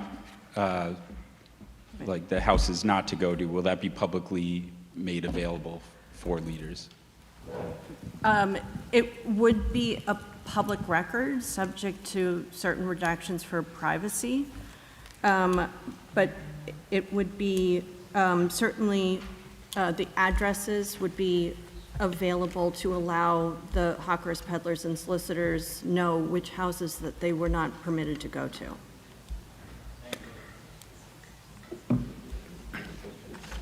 Okay, Mr. Dick, and then Mr. Brown. Mr. Dick, Precinct 8. Thank you, Mr. Moderator. I used to work nights, and there was a local Baptist church group that was convinced they had to save my soul at noon, 2 or 3 times a week. Limiting hawkers and solicitors and others from entering someone's property is an issue of personal privacy. It is not an issue of free speech. There are many avenues for which people can address their concerns. You can stand on a street corner with a sign. You can take out television ads. You can write letters in the paper. But the right of privacy of a person in their residence should not be abridged. Mr. Brown? I have a question about the non-applicability on page 24. Is this, would this also apply to... Can you just do it by section, because I don't have the same book. Okay, section 160-154, non-applicability. Yep. I was under the impression that religious and political groups would be exempt from this. Is that correct? That's correct. Pursuant to the First Amendment, the town cannot prohibit religious and political organizations from engaging in this kind of activity. Certainly, though, the First Amendment only prohibits government from making a law that prohibits speech, but it also does not, and it doesn't mean that a homeowner has to entertain a solicitor who approaches the home. It's the balance of privacy that was just talked about, trying to balance that with the rights of everybody under the First Amendment. Thank you. Further discussion? Ms. Fenwick?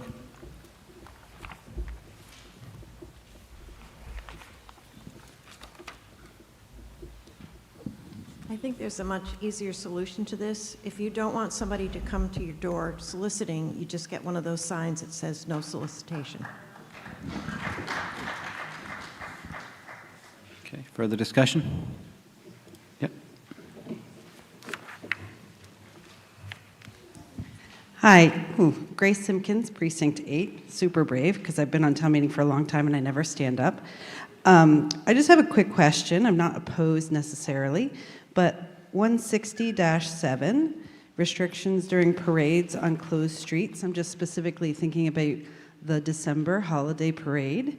And when I take my kids, there are people selling popcorn, yummy popcorn, and all sorts of things. So I'm just wondering if this restriction is, because the way I read it, says that they would, even with a permit, not be permitted to do it because the street is closed for a parade. Is that true?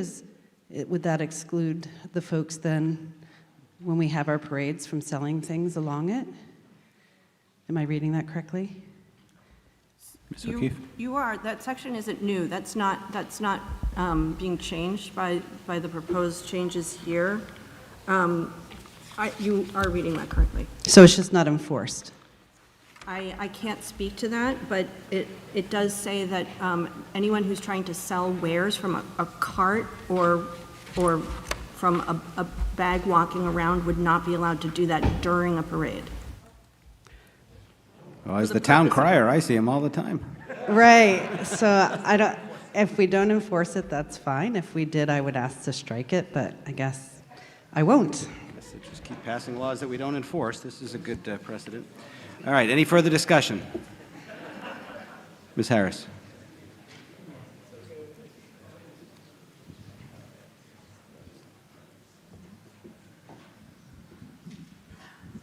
Thank you, Mary Harris, Precinct 5. We were kind of worried about overburdening the Board of Health with some work. Is there someone from the police department who can talk about whether this is part of their mission? So I can just say that this was proposed by the police department. This was done at their request for the purpose of being able to understand what homeowners don't want people trespassing on their private property. I understand from working with the police department on this that this is done in other communities and that they are prepared to administer the list, and that, again, this was done at their request. I think Ms. Fenwick made a good point about putting the sign up. The question is, if you put the sign up and they don't pay attention to the sign, this is sort of the enforcement mechanism, if you're on that list and you have the sign, right? Top left. Yep.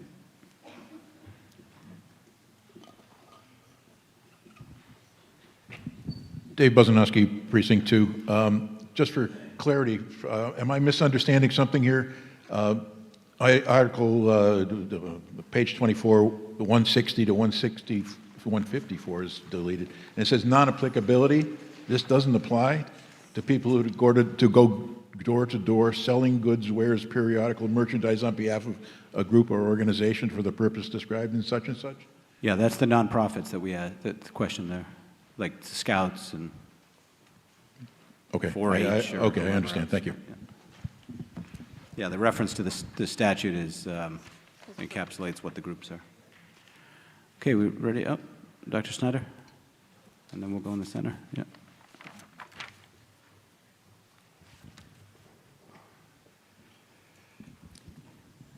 I'm guessing that if the police requested this, it's because the police have had complaints of different people coming to their two doors. But I would also bet that those same people wouldn't understand that this change will still allow a lot of people to come to the door, and that can't be stopped.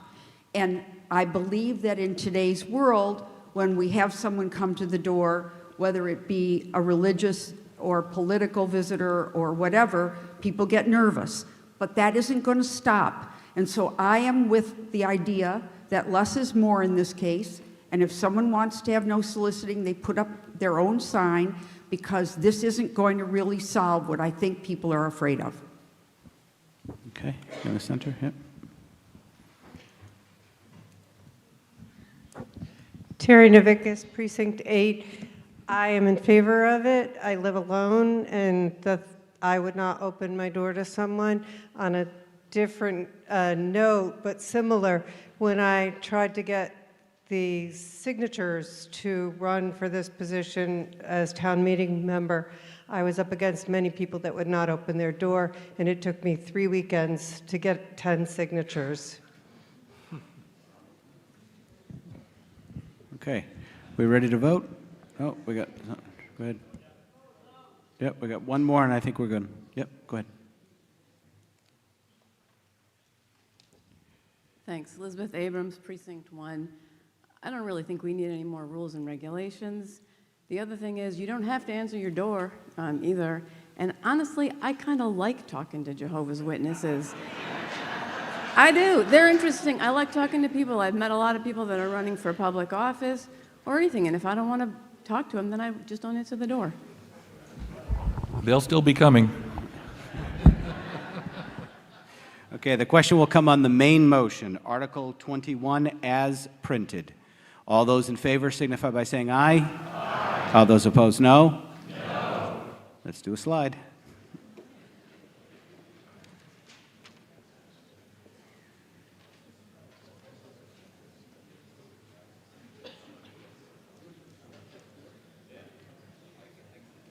Okay, all those in favor of the main motion as printed signify by pressing 1A. All those opposed, 2B.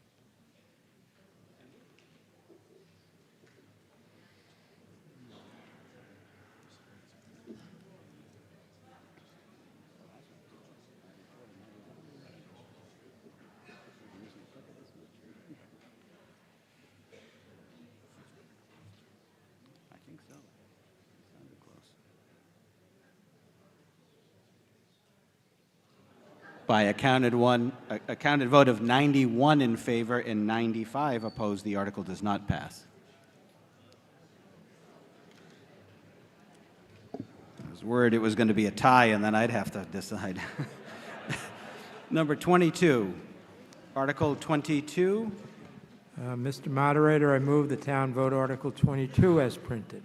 22 as printed. This is the fines. The council asked us to hold this. Oh, the fines. Yep.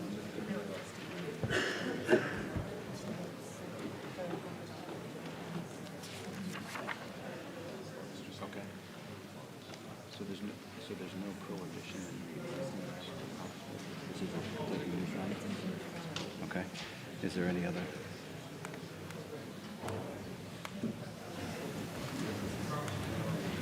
False alarms already went, so that's the only one.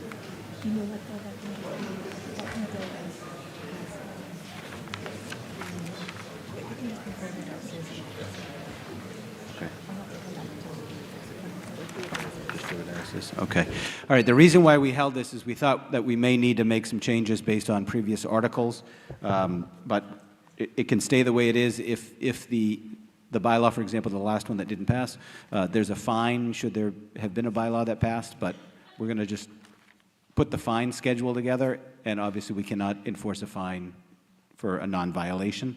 So the main motion will be as printed. All those in favor signify by saying aye. Aye. All those opposed, no. The ayes have it by a majority. Article 23. Mr. Moderator, I move that the town vote Article 23 as printed. As printed. So this is one of two articles that are going to deal with the care, control, and custody of property transfers. Article 23 is specifically on one parcel. Article 24 is a list of parcels, which includes the parcel in Article 23. And so to try to make this easier to follow the flow, we are going to allow, I'm going to allow the presentation by the proponents of these custody transfers to make their regular presentation on all of them. We have an opponent that will make a presentation on just Article 23. Then we will just debate Article 23, take the vote, and then we will take the main motion on Article 24, and then you can further debate Article 24. But instead of having 10, so it's 40 minutes worth of presentations, I'm going to let them do that once at the beginning on this one. Then we'll focus in on this parcel, take a vote, and then we'll go and put the main motion on the floor for Article 24. Okay. I hope everybody's still awake. Vicki Lowell, Precinct 1, and the petitioner, the lead petitioner for this Article 24.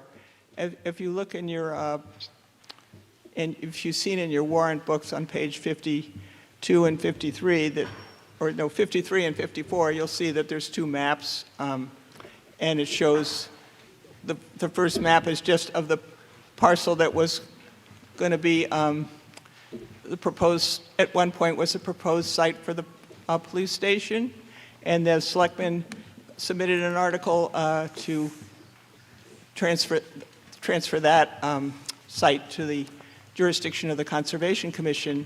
In the meantime, the petition group had said all the land that's been thought of as the town forest, protecting land ponds, should be put under the jurisdiction of the Conservation Commission. So we submitted Article 24 without even knowing that the selectmen were submitting Article 23. But they're both, 23 is a subset of Article 24. So we're supposed to be showing a map that's, yeah, there it is. Great, thank you. That's the map. That's just a little more detail than the map in your book. The green parcels are already under protection of either the Conservation Commission or the 300 Committee. The other yellow parcels are the one that would be put under the jurisdiction of the Conservation Commission if you vote Article 23 and 24, or just Article 24. The water treatment plant, Goodwill Park are not included. They're managed in other ways. But even if you voted this to go into the Conservation Commission, the land could still be used for water resource purposes. For example, if you needed a monitoring well or something to do with protecting the water quality of Long Pond. So the purpose of this article is very straightforward. It's to ensure that the town-owned land, which protects our major water supply, which is Long Pond, will in fact continue to protect it by putting it under the jurisdiction of the Conservation Commission. The map on the screen, as I explained, is slightly different from the one in your book. Over the weekend, town meeting members received a message asking us to hold off voting these articles, or at least Article 23. I wasn't sure if it was both for 23 and 24, as these lands might be needed as trade-off for releasing other town-owned land, conservation land, from requirements of Article 27. Article 27 is a state law that makes it not impossible, but very difficult to undo a conservation restriction of a parcel. So then the released land could be developed for other municipal purposes. In other words, to me, they're suggesting that we hold this land hostage in case we want to remove already protected areas from conservation. What the proponent of this hostage concept might not know is that the research that's been done in the last few months shows that for all but a couple of these parcels, in the deeds, on the plans, or by town meeting votes, they were already designated for water resource protection. It just was really, truly unfortunate that this wasn't known to the police siting committee, because they would have, you could very likely, I think definitely, they would also come under Article 97, so would have had to go through that more difficult process. But I'm going to turn it over to Eric Turkington, because he's going to explain what his research, help from town council and other volunteers, uncovered. Well, thank you, Vicki. As you've all heard from Vicki, almost all the land in yellow and in green here is protected from development for watershed protection. We know that now, but only very recently. Until very recently, the Select Board didn't know it, the Police Station Advisory Committee didn't know it, the 300 Committee didn't know it. When the police station proposal came around, a bunch of us did some research, and I want to give special thanks to Eric Harowitz. I'm going to ruin your name, but he did a lot of good work for us. And what we found was that for over 100 years, the town has been doggedly acquiring land between Brick Hill Road, Gifford Street, and Route 28, Palmer Avenue, for one specific purpose: protecting the Long Pond watershed, where 2/3 of our drinking water comes from. I want to read you something that they wrote 100 years ago from the Committee on Protection of Long Pond Watershed. Your committee is of the unanimous opinion that it is very desirable and necessary to acquire these parcels of land and to continue the work of acquiring sufficient land around the pond to adequately protect it from the possibility of any future nuisances. That was 100 years ago they were doing this. So as we looked into it, and it was not easy to look into, because normally with a title search, you have the assessing records as your sort of your baseline, and you can work off of them. But the assessing records didn't go back 100 years. So what we found the hard way was that some of this land was actually acquired by gift. hundreds of acres were purchased in 1932. Town meeting insisted that they pay no more than $50 an acre. The Finance Committee was being very frugal, even back then. And then they bought it for $50 an acre. Very few of you will remember when Manny Raposa put together a land swap for a piece of land up here, which was going to go to Gilbert Allenby. He wanted to put a landscaping and gardening center just upstream of Long Pond, but the town did a swap and got him out of there. One of the parcels was sold to the town, but the farmer who owned it retained the right to harvest his strawberry crop. He was not going to let that go just because the town bought his land. So it's an interesting history, but what we found was that the town did it right. In every single acquisition, the town cited that the purpose was to protect the Long Pond water supply. It was in the deed, it was in the town meeting warrant, or it was in the plot plan, or it was in all three. So all of this land is protected from development under Article 97 of the state constitution, as Vicki said. But as we recently learned, nobody knew that. We want to make sure that in the future, everybody knows that. And the way to do that is by putting this land under the jurisdiction of the Conservation Commission. Article 22 puts just one of these parcels, 23, puts just one of these parcels under the Conservation Commission. Article 24 puts all of these parcels under the Concom. You can vote for both, but only Article 24 will guarantee that all of this land will always be preserved for its highest and best use, protection of your drinking water. Okay. Thank you, everyone, and I do encourage you to vote for this. I think some of the things we voted last night means we're going to be getting more development in Falmouth. It's needed, but we have to balance that by protecting the open space we already have and not giving up on it. And this town still has a goal, a voted goal of 30% open space, and we still have a ways to go to get that, so we can't not protect what we already have. Thank you. Okay, Mr. Duffney. Thank you, Mr. Moderator. Michael Duffney, Precinct 6. First, I want to thank Eric, the gentleman that you mentioned, and Dave Bailey for their due diligence on looking into the deeds for these various pieces of property to see if, how they were originally acquired and, how they stand today.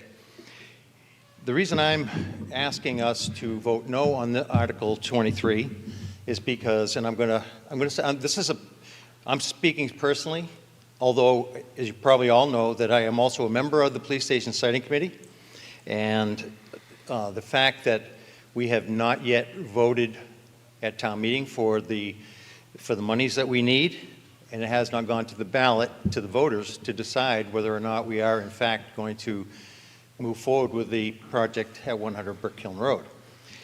And so, especially after last night's discussion about the fiduciary responsibility that we have and the numbers and everything that we got facing us, I think that it's just premature for us, and respectfully, I feel it's premature for us to put this land aside in perpetuity, because 97 basically buries this land, and to pull it out of 97, it's not just a matter of going to the legislature, okay? You have to find land, and you'd have to find a piece of property on another water body in Falmouth that would offer the same preservation characteristics as this land here. All right, would it be a challenge to build on this? Absolutely it would. If the vote does not go in our favor, which we assume that it's going to, and we are looking forward to it going in our favor, we are backed into a corner. And we will, by passing this, we'll say no to what actually turned out to be the piece of property that kept coming back to the committee that we were ignoring kept coming back and just kept saying, I'm okay with that. That works for me. We honestly, we found, and we stayed away from it because of where it is, okay? And we did our investigation on it. 1,500 feet from Long Pond, not 1,000, 1,500 feet from Long Pond is our closest boundary to the piece that we were going to carve out, or we were going to ask you to carve out, okay? Now, obviously, this is it's got a ways to go, and I just think it's premature for us to do this tonight. I think that if by this time, probably a year from this fall, I'm not sure we'll be there even next spring because we still have our work cut out for us as town meeting members. And then as the town, we have to vote a debt exclusion or some other form of debt relief for the police station to go forward. And so, again, in the spirit of last night's conversation and in the spirit of the fiduciary responsibility the town meeting has, because we are the legislative body of this town, and this is our land, this is the town's land, and this is our land to try to determine what we want to do with. I just think that we're putting the cart before the horse, and again, that's respectfully because I don't have an issue with a lot of these parcels of land, but I would ask all of you, do you know these pieces? I happen to know every single one of these pieces, and I also know that there are some questions on what could possibly happen on a couple of other pieces that are in the next article, and so I'm focusing on this one here for the purposes that I just said, that if we do not pass the police station, we don't have another viable location in the town of Falmouth at this time, because as a sidebar, we don't have a committee that goes and looks forward to things like the North and West Falmouth future fire station location. So to that, again, I think that we should just hold off. It's not going to change a thing, folks, okay? We already showed it because we weren't going to build a police station on the perfect site, okay? We weren't going to do it. And so if we're not going to build a police station, I don't think we're going to build anything else in the next 2 years on any of these parcels of land, and I don't honestly believe that it's necessary for us to go forward with this piece. And with that, I would ask you indefinite postpone Article 23. Thank you. Okay, further discussion on Article 23. Up in the balcony.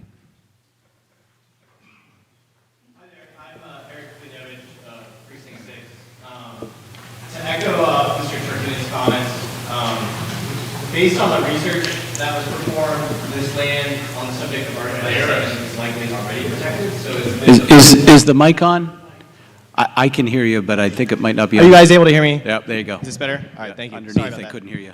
So as Mr. Turkington illustrated with this research, on the subject of Article 97, this land is likely already protected, so it may not even be something that you could swap. But I think that while this in many ways is a formality, it's an important formality because for as long as this land's status is questionable, it means that effort can be expended in efforts like the police station siting committee or many other possible uses, and a lot of resources and great volunteers' time gets expended and ultimately wasted since the land is probably legally protected by Article 97 to begin with. I think to illustrate this, when there was a need for a new high school in the 1950s, a site along Long Pond was identified initially, and there was great debate in the town. It lasted like 2 years, if you look in the records. And ultimately, people determined that because the land was bought with this purpose of watershed protection and forestation, they should select another site. And they ended up selecting the site right here, where the Lawrence School is now built. So I think it just goes to show that this has been a long, ongoing process of the town to conserve this land, and there are other alternative solutions that can be found. And I think that leaving it up in a questionable manner just creates the risk for kind of wasting people's time and resources if it comes up for debate in the future. So I'd urge you guys to support this article. Thanks. Okay, Mr. Cook.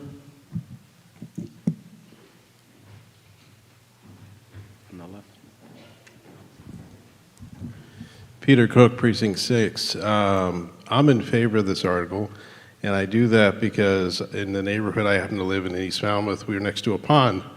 And fortunately, about 2/3 of it is conservation land surrounding that pond. And I see the benefits daily because I've taken upon myself to do some caretaking of that pond. The next pond over is heavily developed and is suffering constantly from pollution. And I think that what we're doing basically here is protecting our water for the town. And it should be done. So I'm in favor of it. Okay, Mr. Duffney?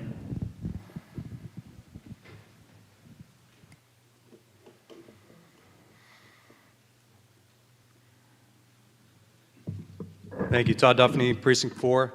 I do want to echo the comments. Thank you very much for the 300 Committee for all you guys do. It's a wonderful organization, and all the information that you guys provided. Thank you, Jessica, for sending me over the information. I did look into a couple of the sites that are around Long Pond, and specifically this one at 484. And there is some language in the deed that dances around the conversation that we're talking about. But it's not 97 protected, from what I can see. I don't know if there's other folks that research the deeds from the town itself, but right now, from what I'm seeing, we still have a chance to utilize this land for something else down the road that we don't know. We're talking about consolidating the schools. What happens with the admin building? What can we do with that? That has 97 now. If we want to release it to something else that we could utilize, we won't have that mechanism if we do what we're doing tonight with this article or the other articles in 24. So I urge you all to please vote no on both articles. Okay, Mr. Neto?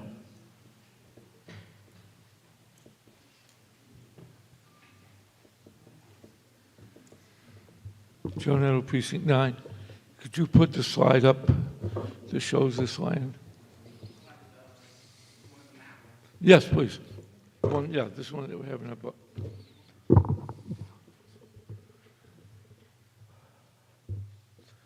Fellow town meeting members, 100 years ago, people didn't sit here because this building wasn't created. Mr. Latimer might have been here, but not yet. I hold what we do here as town meeting members very important in how this town functions. What's said, I don't know how many of you realize, what is said at town meeting on an article is recorded. And as Mr. Turkington just told you, when they did their research, people mentioned that this land was purchased with taxpayers' dollars to protect Long Pond, which at that time was the only source of water. Many of you are new to Falmouth, you know about all our wells, but in growing up here, this was our whole and only source of water. And I think, Mr. McCartney, it's our major source of water, he's saying. He agrees with me. So I'm asked to not vote and to turn over a vote that my predecessors did 100 years ago. Those people were very smart. 100 years ago, with no development in town, they felt that this watershed should be protected, and they purchased most of the land around it. Those of us that have been here for the last 20 or 30 years, if you look at that upper right-hand corner where the high school Gifford and Brickhill Road cross, that was the Allenby property that Mr. Turk, he wanted to do something, and we gave him a land swap. If you've been here for 20 years, 30 years, I don't know, we've been purchasing that northeast corner. That was done recently. Article 23 and 24 clear away, remove all doubt that this watershed would be protected.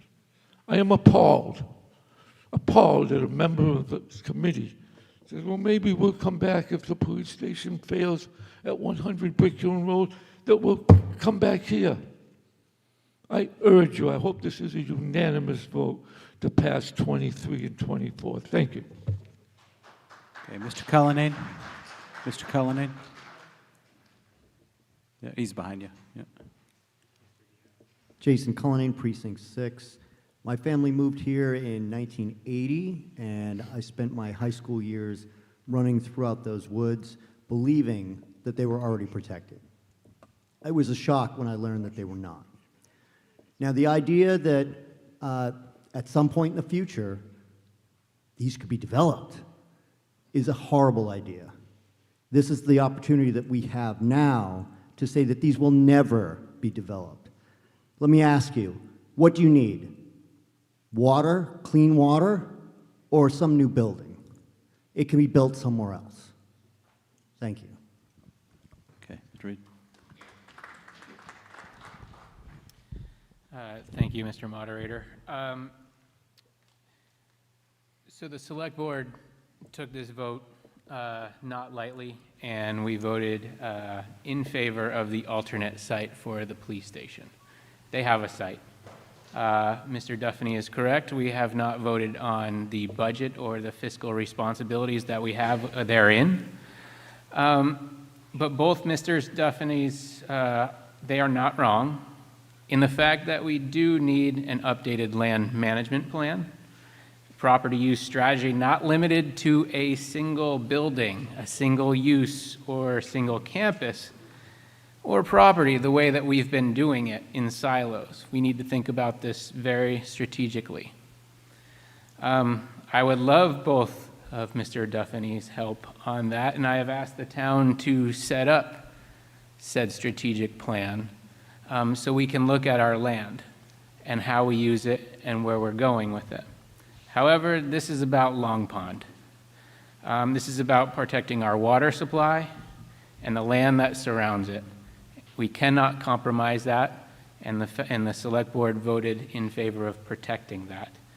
So to leave it as, I don't like comparing to New York things for obvious reasons, but New York City figured out a way to protect Central Park. I think Falmouth can figure out a way to protect our water supply in Long Pond, our own version of Central Park. Thank you. Okay, Mr. Rafferty. Stephen Rafferty, Precinct 2. I move the question. Okay. I think we're ready anyways. So let's do the main motion. This requires a two-thirds vote. It wasn't noted in the warrant booklet, but it does require a two-thirds vote. I'm going to try it by voice on the start. All those in favor of Article 23 as printed signify by saying aye. Aye. All those opposed, no. No. It's printed the chairs that the ayes have it by the two-thirds, and I so declare. Article 24. Chair of the Select Board for the main motion. I move Article 24 as printed. As printed, this is to do the transfer of the care, control, and custody of all of the land that was on the map. Mr. Lowell. Recommendation. Nick Lowell, Precinct 8. I really think this is the greatest thing. I want to have it be on the record that I have voted for this, that we've all voted for this. I respectfully ask if we could do a roll call vote so we can get into the history books that everyone here helped protect Long Pond for all eternity so that our grandchildren and our grandchildren's grandchildren can look it up and see that we voted to do this. Would that be acceptable, Mr. Moderator? Well, or can we just get it unanimous? The one issue is that we had to fix the method of voting before we voted. Well, this is a new article. So, I'm sorry, on 24. Yes. So the method of voting, yes. So 20 individuals requesting a recorded roll call vote, and we will use it. So do 20 members rise for a recorded roll call vote? 1, 2, 3, 4, 5. Yep, we're good. Sit down. We got 20. So let's.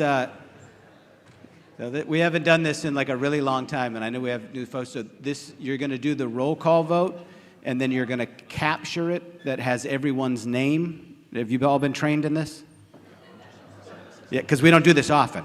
You're good? Yeah, because the other ones get disposed of immediately. This one we'll need to keep so that we have it.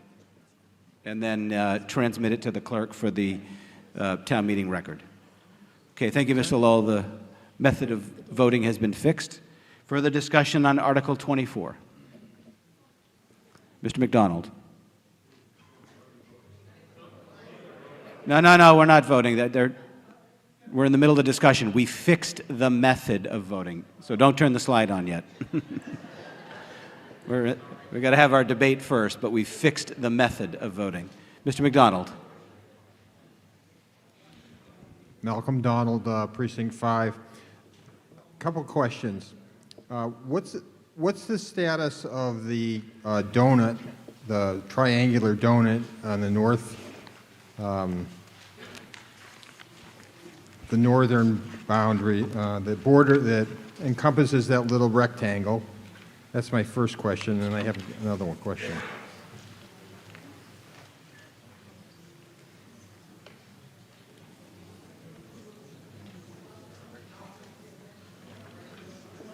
So if you go onto the, into the warrant booklet, Eric, if you go into the warrant booklet, it appears to me that it's your little yellow parcel. I might be wrong, but it looks like it's in about the right spot. Here it's in orange in the warrant book. Okay. Somebody give him a warrant book. You're looking up there. I need you to look at this. The little yellow rectangle up there? Yeah. But yeah, he's referring Yeah. to what's in the warrant book. It was a parcel, there was a 2-acre parcel that the town swapped when Brick Hill Road got realigned. The town gave up its rights in a portion of that, and it traded it with the people who owned the little yellow 2-acre spot. I believe that's the one we're talking about. Yes, so That's the only one that did not come with all the bells and whistles that the others did regarding water quality. Okay. Mr. Donald? Yep. So what would be the status of the property that surrounds that rectangle? Privately owned.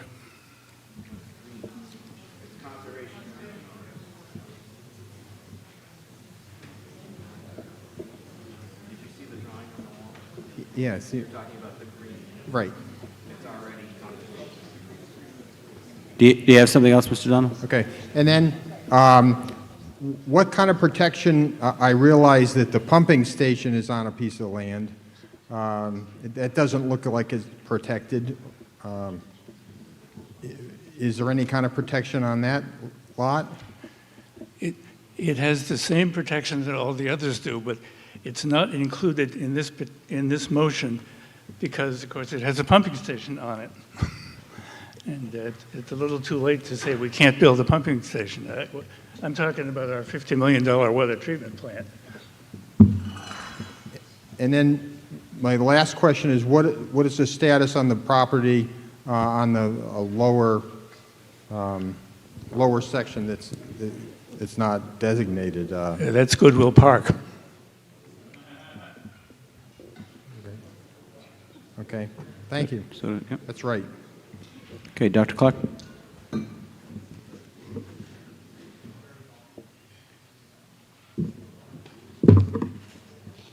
Peter Clark, Precinct 1. I would never vote to use any of that property to build anything. But if there is a piece that is not firmly under Article 97, and we could have used it in the future to trade off, we have lost an opportunity. So I will vote for this because absolutely I don't want to be the one person in this auditorium who voted against it and have my name forever on that record as voting against it. But You're gonna love democracy, huh, Peter? But I wonder whether there's a piece of property that should never be built on, but is not under 97, that in some future time we could have traded off. And we're going to lose that opportunity in this wonderful emotional blessing of Long Pond. Okay, any further discussion? Mr. Dick? I refuse to vote under these situations and will abstain. I think it's obscene that Mr. Knoll has put everybody in this room on the spot. This land is almost all protected as far as I can see, and what he has proposed is unfair, and I urge everyone else to abstain. Okay, that's interesting. Mr. Neto? Mr. Neto? No? Okay. Do we have somebody else in the back? Yep.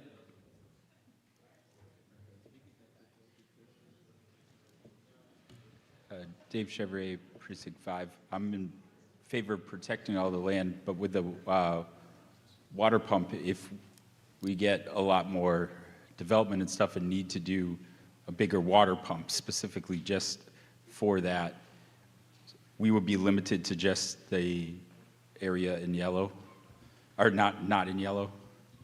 Is that correct?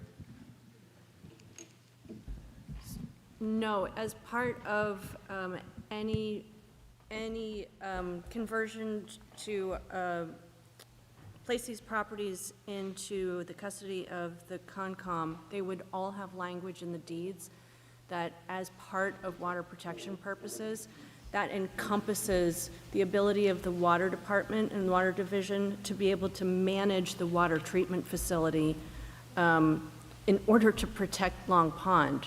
So that would mean that there could be some maintenance that needed to be done on any of the parcels. You'll notice that your recommendation is slightly different wording than the article itself, and that was because council wanted to make sure that we were preserving the right to be able to do the water work on the site.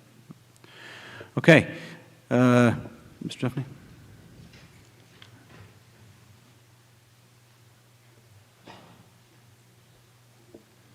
Todd Duffney, Precinct 4. Dr. Clark, you won't be the only one. This is going to be a huge mistake if we vote this in. And I'll go on the record that I do not want to shoot ourselves in the foot. If we vote this in favor, we lost a lot of bargaining chips. We just lost a big one. Let's not have any more off the table. Thank you. Okay, let's queue up the slide. We're going to vote 1A for yes, 2B for no. Requires a 2/3 vote, and it would be a recorded roll call.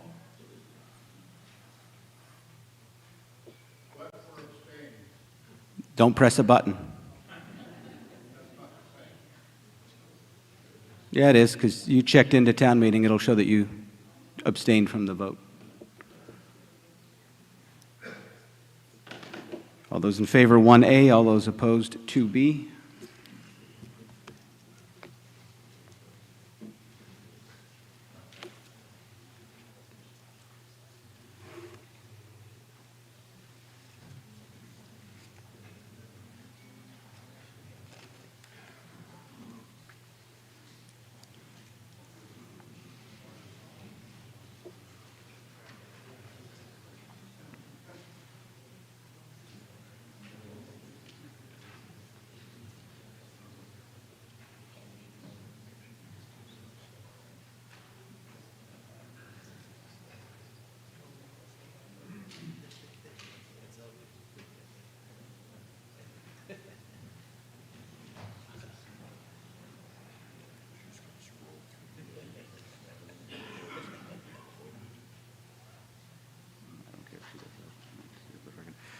By a counted vote of 162 in favor and 22 opposed, the necessary 2/3 is met and the article passes. Article 25, the recommendation of the Select Board is indefinite postponement. This was a petitioner article. Do we have a town meeting member to make a main motion?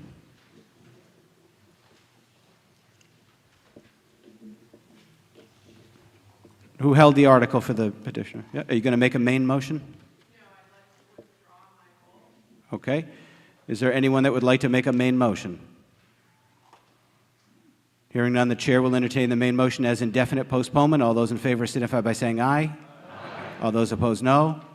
The ayes have it by a majority. Article 30. Article 30, this is a Community Preservation Committee article for the main motion.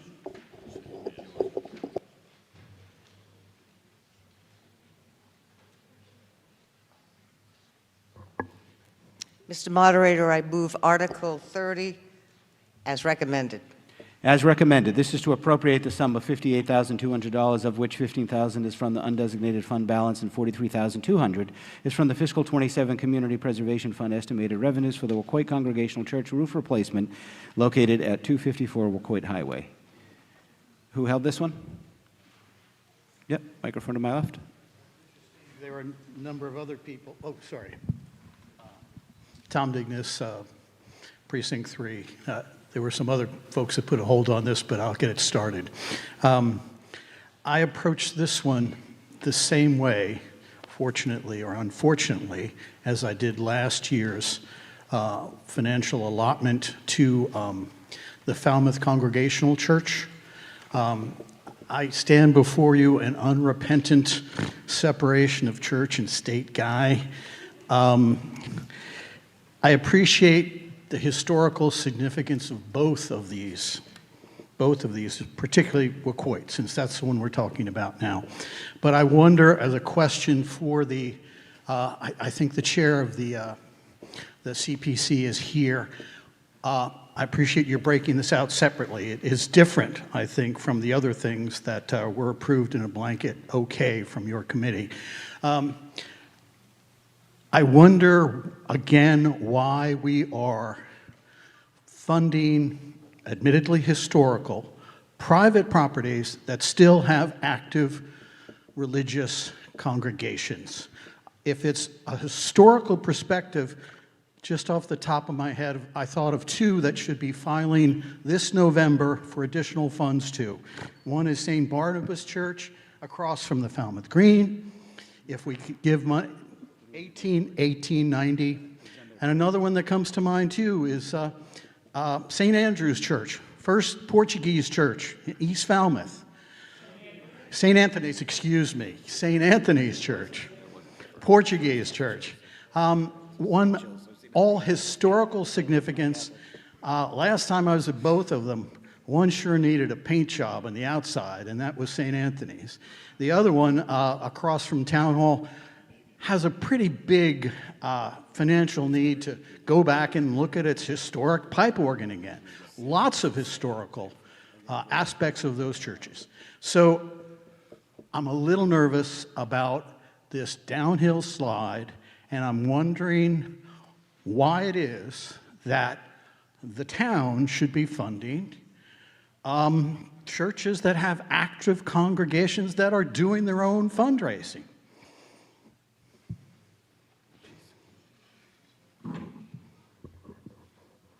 Sandra Cuny, Chair of the Community Preservation Committee.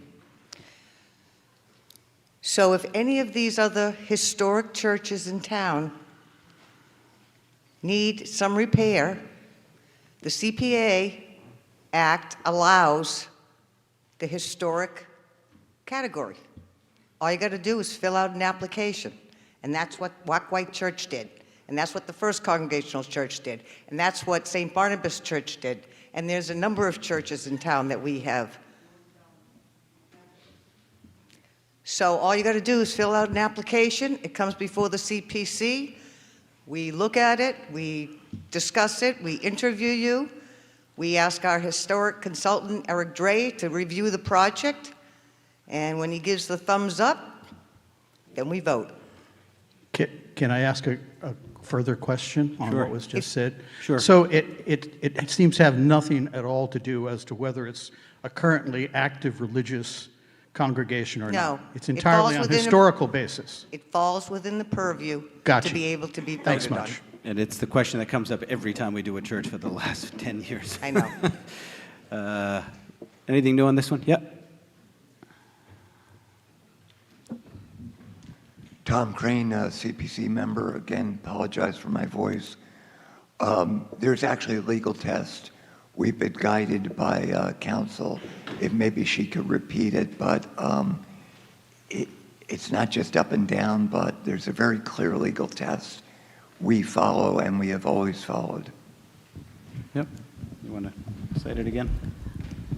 It's called the Kaplan test. It comes from a case that was before the SJC about 5 years ago or so. Get a little closer to the mic. Sure, I'm happy to speak louder. So it's called the Kaplan test. It's a three-part test that's applied when using CPC funds for religious organizations. And what you look at are three factors. The first is, what is the purpose of the funding? Does it go to aiding the religious aspect of the organization, or is it for some other purpose like a historical, connected to a historic purpose or maintenance of the building? The second one is what's called the effect prong, and that's, will the grant of CPC funds have any impact on substantially aiding or furthering the religious teachings of the church? And any funding that goes towards aiding or promoting the teachings of the church is not permitted. And the last one is, the last prong of the test is there a risk that the funding will be used in any way for a purpose that is prohibited under the anti-aid amendment?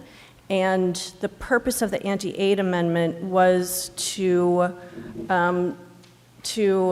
make sure that there's no confusion whether or not a government is supporting a particular point of view, a particular religious point of view. Here, with the Wacoit Church request, where it's going to provide maintenance for shingles, which has nothing to do with the religious aspect of the church, that this is a perfectly acceptable use of CPC funds. Ms. Fenwick?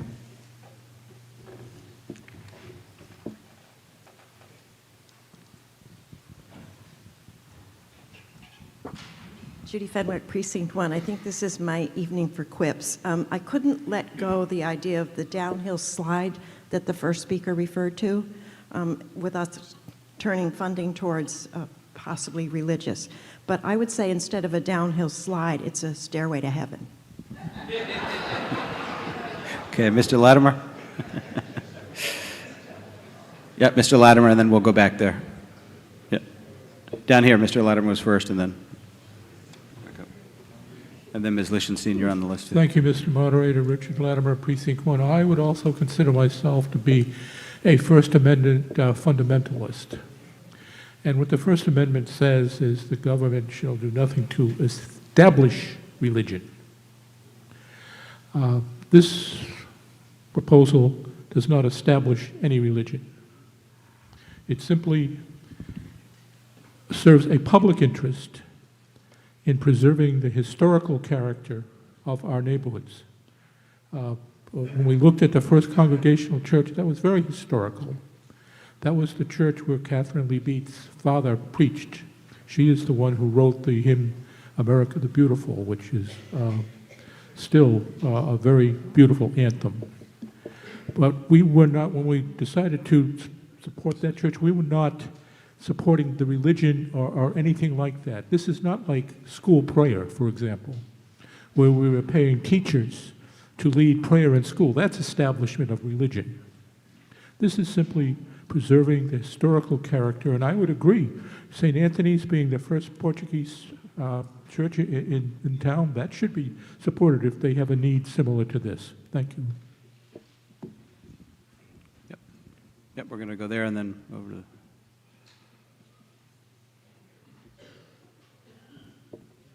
Bob Baker, Precinct 4.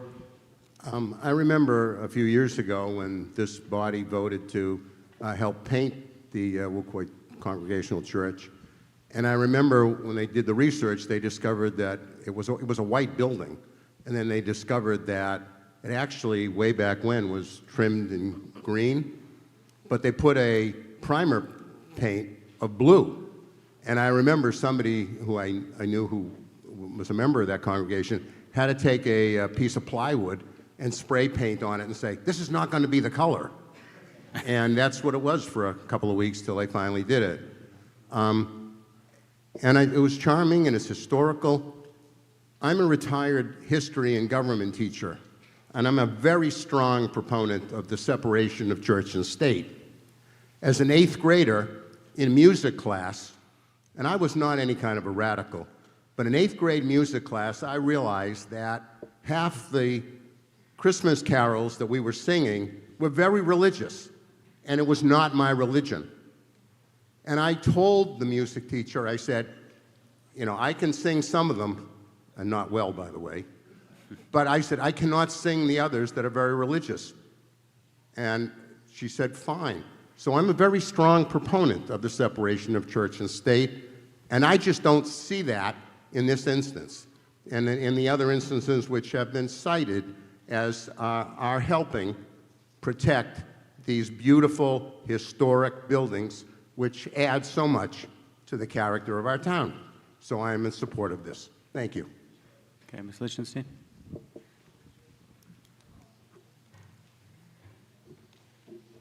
Thank Leslie Lichtenstein, Precinct 8. Community preservation money is for the benefit of the town of Falmouth. And I'd like to remind town meeting members our little snowmageddon that we had when we lost power. The Coit Church opened its doors to every member of the town and was the only shelter in town that allowed pets. Yeah. Hey, you got a pet. So I don't think that anybody can say anything particularly wrong with this. This is a benefit to the town of Falmouth. Okay, the question will come on the main motion as recommended. All those in favor signify by saying aye. Aye. All those opposed, no. Opinion of the chair is that the ayes have it by a majority. At this point, I'd like to recognize Jessica Whitnauer from the 300 Committee for a special presentation. I was supposed to do this after the last article, and I was trying to get done tonight and forgot about it. Sorry. Terrific. Thank you, Dave. Good evening, Jessica Rittenauer, Precinct 9. I asked Dave to allow, just for a moment in tonight's proceedings, to recognize two of our incredible community leaders who stood before this town meeting exactly 40 years ago, April 1986. They proposed 401.5 acres for permanent protection in honor of the town's 300th birthday. Vicki Lowell and Eric Turkington.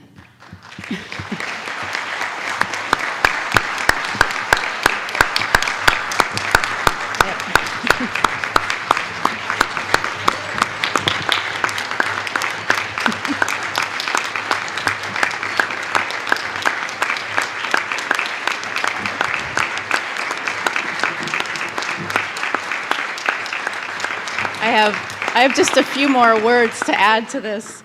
It's brief, but I do want to say the vote that night, April 1986, there is an Enterprise headline.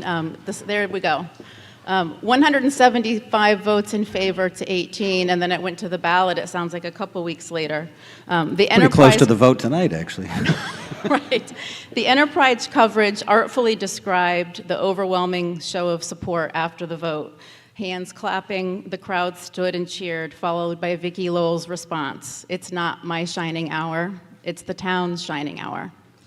Not only did Vicki and Eric and the 300 Committee and town meeting overshoot the initial goal by more than 100 acres, they continued to lead the charge over the past 4 decades.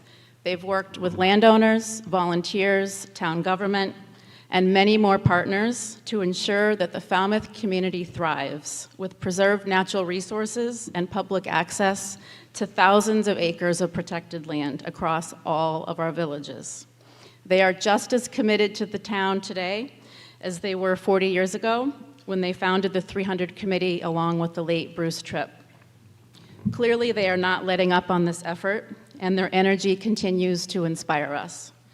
Tonight's anniversary calls for a hearty thank you to town meeting members and to the wider Falmouth community for supporting the 300 Committee's land protection efforts for 40 years.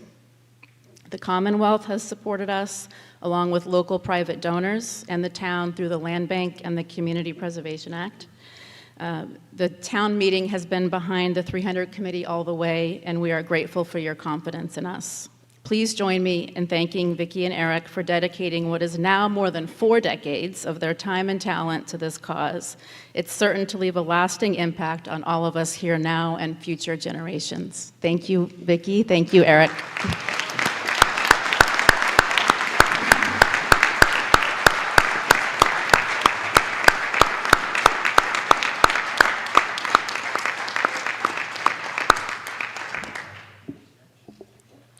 Article 31.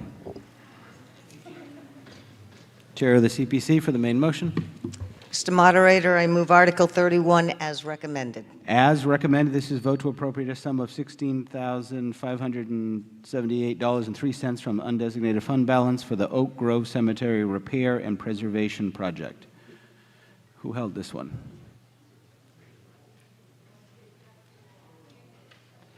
No? Any discussion on Article 31?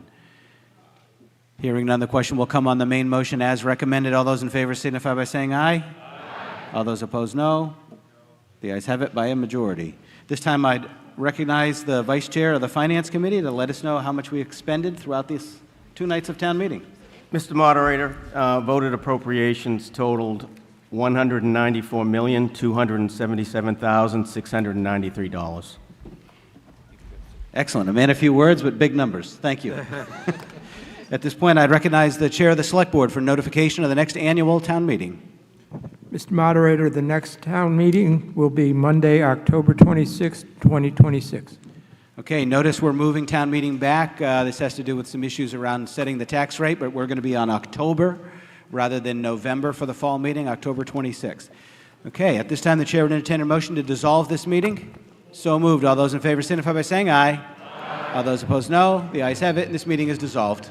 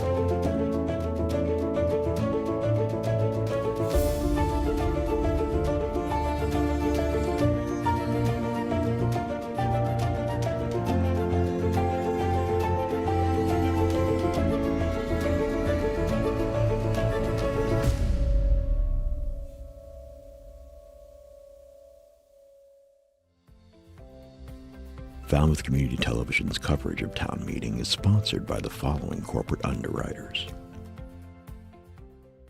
The Steamship Authority is a proud partner in many Falmouth community events, including town meeting coverage, and for good reason. Not only do we have a terminal and offices here, about 1/3 of our employees call Falmouth their home. We always work hard to serve our neighbors, friends, and the traveling public. We recently put 7 new electric buses into service at our Falmouth parking lots. We're adding new vessels to our fleet, continuing work on our energy-efficient Woods Hole terminal buildings, and adding solar panels at our largest parking lot. At the Steamship Authority, we're serving the islands and you. Welcome to the Falmouth Chamber of Commerce.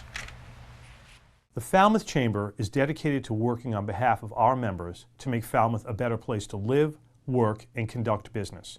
We are committed to developing the economic, cultural, educational, and civic interests of our community and welcome the support from all organizations to achieve our combined goals. Whether you call Falmouth home, are a summer resident, or a visitor, we hope you take advantage of all that the Chamber has to offer. Hi, it's Brendan from Crane Appliance. Since 1983, our goal as a family-owned company has been simple: to give our neighbors on the Cape and Islands a great shopping experience. Rest easy knowing our professional team will listen to your needs and help you pick the perfect appliances for your home. At Crane Appliance, we know how difficult appliance shopping can be. Our team is here for you. Crane Appliance, we call the Cape and Islands home.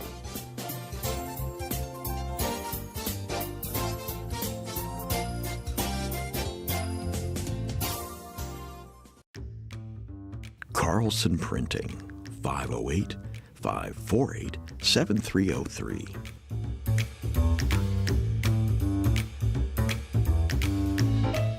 Our email address is carlsonprinting@gmail.com. Carlson Printing, for all your printing needs. Hosting services for FCTV.org are provided by Meganet Communications. Meganet offers a wide array of internet services, including Mega Backup Cloud Service, server colocation, T1, fiber, Metro Ethernet, as well as telephone services such as hosted PBX and digital voice. Their #1 goal is to keep your communications network up and running and allow you to focus on growing your business. 877-634-2638 or meganet.net. Proudly serving the New England area, K&K Talent Partners provide a personalized approach to full-cycle recruiting services. Their level of integrity and empathy is rare, and it speaks volumes about who they are as people and as recruitment partners. Our goal is to build trusted relationships and to create genuine connections that help companies grow. K&K Talent Partners, kktalentpartners.com. At Martha's Vineyard Bank, we know Falmouth, with locations in Woods Hole, on Palmer Avenue, and the Village Green. We deliver personal banking tailored to your needs, business solutions to help you grow, flexible lending to move you forward, and investment strategies that work for you. Whatever brings you in, we're your local partner. Martha's Vineyard Bank, your goals, our guidance. Additional funding and support provided by the following corporate underwriters. Francisco Tavares Incorporated is proud to be celebrating 70 years providing both residential and commercial landscaping. From landscape construction, maintenance to site work for over 70 years, our professional crews deliver a full range of landscaping, masonry, and yard enhancing programs. 508-548-0911. The attorneys at Oppenheim & Nickerson LLC have provided legal services in Falmouth for over 36 years. We advocate for our clients and work to provide quality representation in the areas of business and corporate law, real estate law, estate planning, and estate administration. 508-548-8255. Hamilton Tree and Landscape has been proudly serving Falmouth and the Upper Cape since 1978. Our newest location on Route 151 is now open for all landscaping and tree concerns. Appreciating your property is our motto as we continue to keep your tree and landscaping needs our top priority.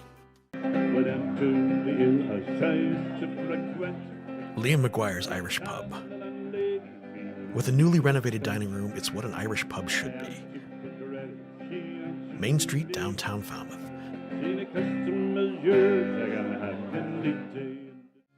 Eastman's has been Falmouth's hardware store since 1913. Enjoy our kitchen department with a wide selection of kitchen accessories and gourmet foods. Find your home repair needs at our hardware store. Our friendly staff is available to assist with your hardware and kitchen needs. 508-548-0407. Carpet Barn Carpet One is a local family-owned business offering all your premier carpeting and flooring needs. They also feature tile and vinyl floors, custom area rugs, window treatments, and kitchen and bathroom cabinetry. Proudly serving Falmouth and other Cape communities for over 50 years. The Falmouth EDIC's mission is to support a vibrant business community. The EDIC is excited to be advancing a new 50-unit rental housing project adjacent to the Falmouth station on Depot Avenue for our community's workforce. Cape and Coast Bank is committed to building relationships, reinvesting in our community, and supporting the people and businesses that make Falmouth thrive. Cape and Coast Bank, powering local. FCTV is also supported by the following businesses and organizations. John's Liquor Store, 729 Main Street, Falmouth, 508-548-2287.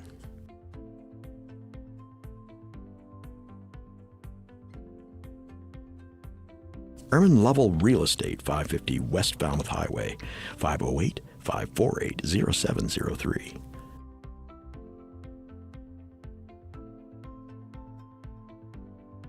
Dalby Excavation Incorporated, 508-548-9788. info@dalbyexcavation.com.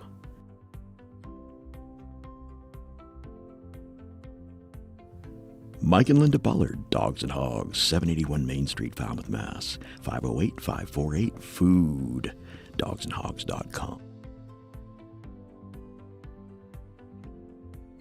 The Annie Hart Cool Team, Sotheby's International Realty, 508-868-0664.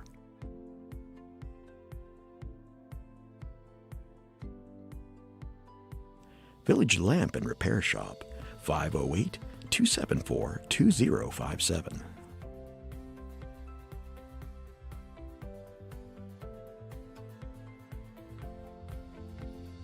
Friends of Knobska Light, the keepers of your lighthouse, committed to its preservation, education, and access. friendsofknobska.org. The Fox team provides complimentary property marketing analyses. 508-548-2101.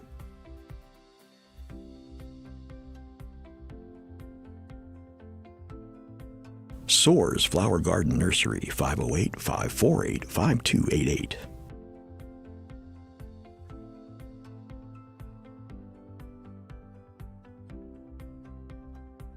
M. Duffney Builders, 508-540-3625.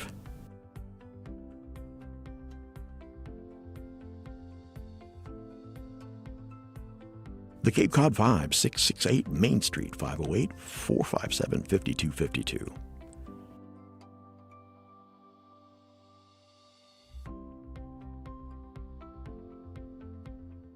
Mahoney's Garden Center, 508-548-4842.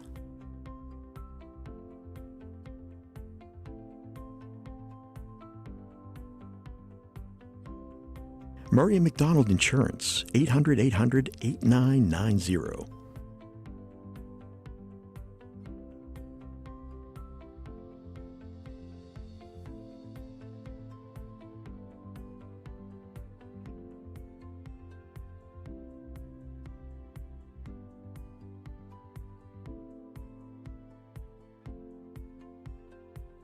Hanush Jewelers, 352 Main Street, downtown Falmouth, 508-548-9107.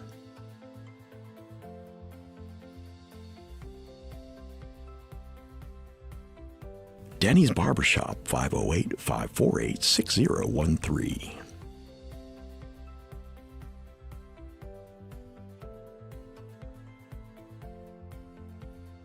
Wacoit Congregational Church, 15 Parsons Lane, Wacoit, 508-548-5269.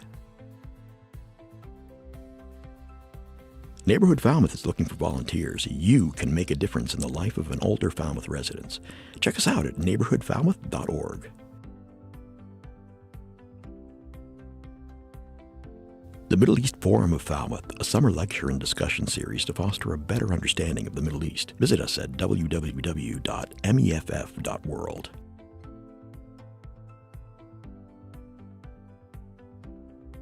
Falmouth Fish Market, 157 T-Ticket Highway, 508-540-0045. Steve's Pizzeria and More, 374 Main Street, Falmouth, 508-457-9454.